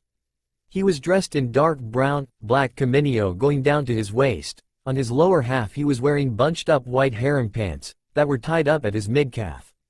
Leaning against the desk in front of him he had a naginata with a bit of red rope around the base where the blade meets wood. This was the god Izanagi, just like the man across from him at the other side of the desk. He could care less about what was being said, though he did try and pay attention to everything Kami was saying in response to Zeus. This was the scene inside of the council room of the gods. Their topic of discussion, was indeed Naruto, and their takes were of course different. Zeus wanted to hunt Naruto down and maybe capture and or kill him. Kami was speaking for herself and her sisters when she told everyone that they should leave Naruto to do his own thing. Amaterasu and her sister Tsukuyomi along with their brother Susanoo just wanted to meet Naruto. They had yet to do so and would prefer to meet him before making a decision on their course of action. Izanami and her ex-husband Izanagi could care less about what Zeus wanted to do. They had been around long enough to know everything always worked out in the end. Of course, if you tried to interfere, things could always go worse than what you thought was going to happen. That's why they took a more hands-off approach to everything. Zeus of course was trying to get everyone on his side against Naruto so he would have a chance at claiming the head seat at the Council of the Gods. He was also concerned about their other little problem. I am sure Naruto-sama is doing just fine on his own. There is no possible threat to him on any world he may visit. Kami said to the still seething Zeus. I do not care if he is in any danger, I am saying he still has his duties he must perform. Zeus yelled out. Kami then narrowed her eyes at Zeus and was about to speak before she was interrupted by Anubis. You should watch your tongue, Zeus, you never know whose ears your words may reach. It was at this time that a portal silently opened up above Naruto's chair. He then quietly came out of the portal and floated down into his seat. No one seemed to have noticed him pop out of nowhere, and he was glad. He still wanted to hear what everyone was talking about. As Naruto was readjusting himself in his chair into a more relaxed pose, Kami spoke up. Yes, I agree with Anubis. I will not stand for any blatant disrespect of Naruto-sama, no matter who is the one who says the disrespectful remark. Naruto hearing this let a small smile come onto his face. He then started looking around the table, first looking over to Anubis and Ra. He saw Anubis' ears twitching on his head along with his nose twitching every now and then. Anubis then with his eyes only looked over at Naruto and widened his eyes a bit in surprise. Naruto, not wanting to get found out so soon, put a finger up to his lips in a ing motion. Anubis gave a small, unnoticeable nod to Naruto. Ra was looking at Anubis and followed his gaze to Naruto. He too gave a small, unnoticeable nod to Naruto, in recognition of his request. Naruto then looked over to the other side of the room and saw the other side of the desk actually had gods sitting in the seats. He gave them a quick once-over before looking back to the goddess next to Yami. He then noticed she was looking at him with only her eyes. He then saw that small smile graced her lips before she gave him a little wink and went back to looking over at Zeus. Zeus was in the middle of a bit more shouting before Naruto got bored and coughed into his hand, getting the attention of the other gods in the room. As everyone turned to Naruto, he looked around and made sure he had all their attention before he said, "Well, hello everyone. How did you do without me? Miss me?" Kami was the first to speak up, saying, "I'm sure everyone is glad you're back, Naruto-sama." Zeus then spoke up, "Not everyone." Naruto put a mock hurt expression on and said with fake hurt, "Ah, don't be so mean, Zeus. I just heard you yelling about how you wanted to be back. No need to be all bashful now." This angered Zeus even more. If that was somehow possible, he yelled out, "Listen here, you little piece of she." Before he was cut off by Kami yelling out, Zeus, you will hold your tongue or I will cut it out of your mouth. Zeus then said to everyone, well, now is our chance to get rid of this punk. Naruto looked over everyone that was in the room before looking over to Zeus and giving a little chuckle. Oh Zeus, you would need a lot more help to take me out. Zeus then stared at Naruto, trying to intimidate him before he said, you're just some brat who got lucky and ascended to godhood. I bet you're not even that powerful. Naruto said back, and you got lucky too. Your mother hid you from your hungry father if I remember correctly. You will not speak of my mother. Zeus yelled out. Naruto then mocked Zeus by saying, ooh, think I found a sore spot. Zeus is a mama's boy. Well, I guess you would be with a father who eats his children. Zeus then made a move to stand up while saying, I said to not talk abo, before he lost his voice, just lost it. He was still in the middle of his yelling but no sound was coming out. Zeus' brothers looked at him concerned as they had never heard silence with Zeus around. Everyone on the right side of the table from where Naruto was let out a soft sigh of relief. Yami then said to Naruto, Naruto-sama, you're a lifesaver. I think my ears would have started to bleed if he kept on yelling like that. While she looked over her shoulder and around her seat to look at Naruto. Izanagi then let out a chuckle of his own before saying, yes, I feel we all would have derived into screaming at each other with no clue what any of us were saying like a troop of screaming baboons. Kami then groaned and said, I would hate for us all to turn into Zeus. At this remark Zeus had realized what happened and had stopped his muted screaming. Naruto then looked over at Zeus before he Moschinu'd over to him. Zeus then tasted out if he could talk by saying, ah. He then looked back over to Naruto before yelling out again, I'm going to kill you. Naruto just rolled his eyes at the way Zeus was acting. He then said, Zeus, you may think you are an all-powerful being, but you have to accept that there is someone more powerful than you. Zeus wasn't having any of it, so he yelled out, yay right. Like some brat who hasn't even been a god for a full year yet can beat me in a full-on battle to the death. Naruto then dropped his smug look, making his face an emotionless mask. Naruto then said to Zeus, if you wish to fight me Zeus, I will not stop you, you are welcome to try. Zeus was now internally jumping for joy at the prospect of beating Naruto in front of some of the other gods. He would get to show them that he deserved the head seat, that he deserved to be the one with that much power and authority over the other gods. Zeus then said with confidence oozing out, I accept your challenge. When I beat a weak brat like you I will claim that seat which is rightfully mine. I then think I will strip you of your godhood, you don't deserve to have the power you do. He then started to stand up by putting his hands on the table and leaning forward while standing up, but before he could fully stand up he was flung into his chair, knocking it down before he flew into the wall that was behind him. He was currently held against the wall by what felt like an immeasurable force, his feet off the ground, unable to move, pinned to the wall like his arms next to his head. As Zeus looked over at Naruto he could see the same emotionless mask on his face. As he tried to pry his arms free in hopes of getting a grip onto something to move his body, Zeus said, what the hell did you do, you stupid piece of... Before he was cut off by the invisible force increasing, causing the wall to form spider web-like cracks around Zeus' body. Zeus was then pushed into the wall a bit more, causing more cracks to form, while also putting immense strain on Zeus' body. He could feel his body barely holding up. His bones barely staying intact, barely holding the rest of his body parts in place. Zeus now had his eyes closed and his teeth gritted. He was letting out grunts every so often from the pain of feeling his body being crushed. Zeus then opened his eyes enough to see Naruto standing in front of him with his same emotionless mask. Naruto then said to Zeus, you know Zeus, I have put up with you for a long time. I let you open your mouth to speak and all that comes out is complaint, nagging, and insults towards me. I know you don't like me, you don't even know me, but let me tell you something about me. I will not stand for the blatant disrespect from you, am I clear? Zeus grunted in response before he gathered enough strength to open his lips just enough to spit at Naruto. The spit never reached Naruto as it froze mid-air about a foot in front of his face. The glob of spit was in the air, floating and changing shape like it had not gravity applied to it. The spit that changed directions, landing on Zeus' face. He let out a grunt of disgust before once again opening his eyes to look at Naruto, which he had closed to avoid getting his own spit in his eyes. As Naruto was looking at Zeus like he was nothing more than an ant under a microscope, Zeus was getting an uneasy feeling in his stomach.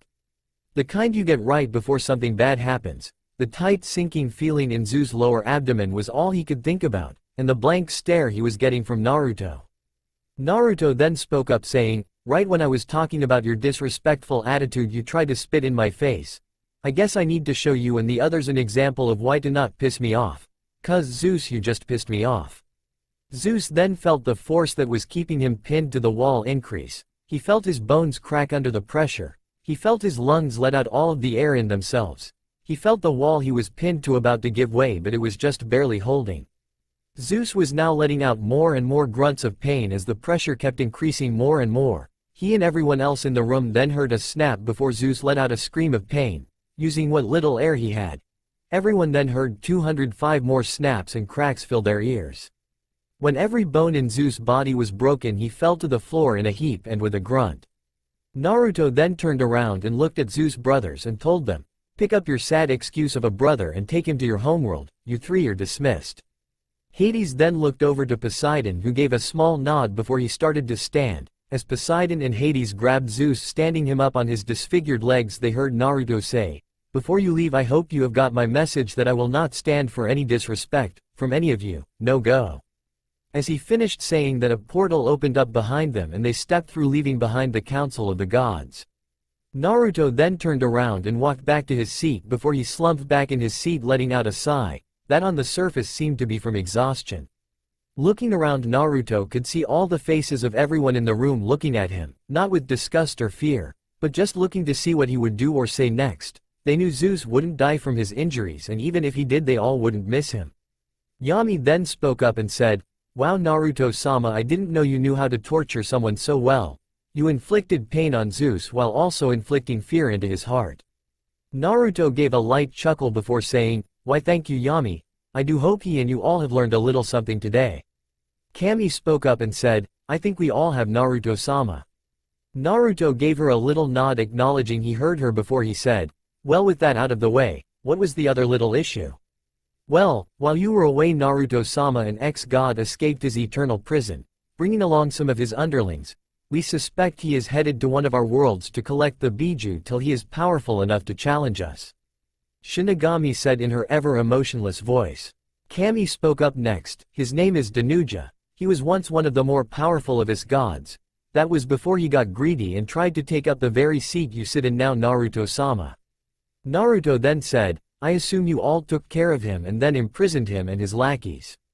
"That is correct, Naruto-sama," said Kami in return. "We stripped much of his power away, but he is still very powerful. We ask you, Naruto-sama, to please hunt him down, and if you wish to serve as judge, jury, and executioner when you come across him."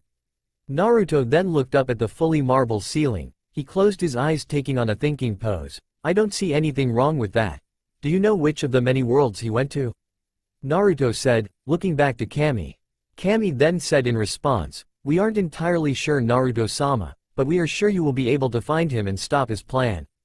Naruto then stared at Kami for a few seconds before saying, "Alright, I found him. Wasn't that hard to find?" Kami seemed a little surprised at this before she regained her composure before saying, "When will you leave, Naruto-sama?" Naruto quickly responded by saying, "Why wait? I think I'll leave now." Yami then said in a weaning tone, "But you just got here, Naruto-sama." Kami then said to her sister, "Yami, if Naruto-sama wants to leave right now, he has every right to." Yami said back, "I know, but I just don't want him to." Kami gave a small laugh before saying, "I know, Yami. Naruto-sama, before you go, what did you do while you were away?" Naruto then looked over the three sisters and then also looked to his right to see they too wanted to know.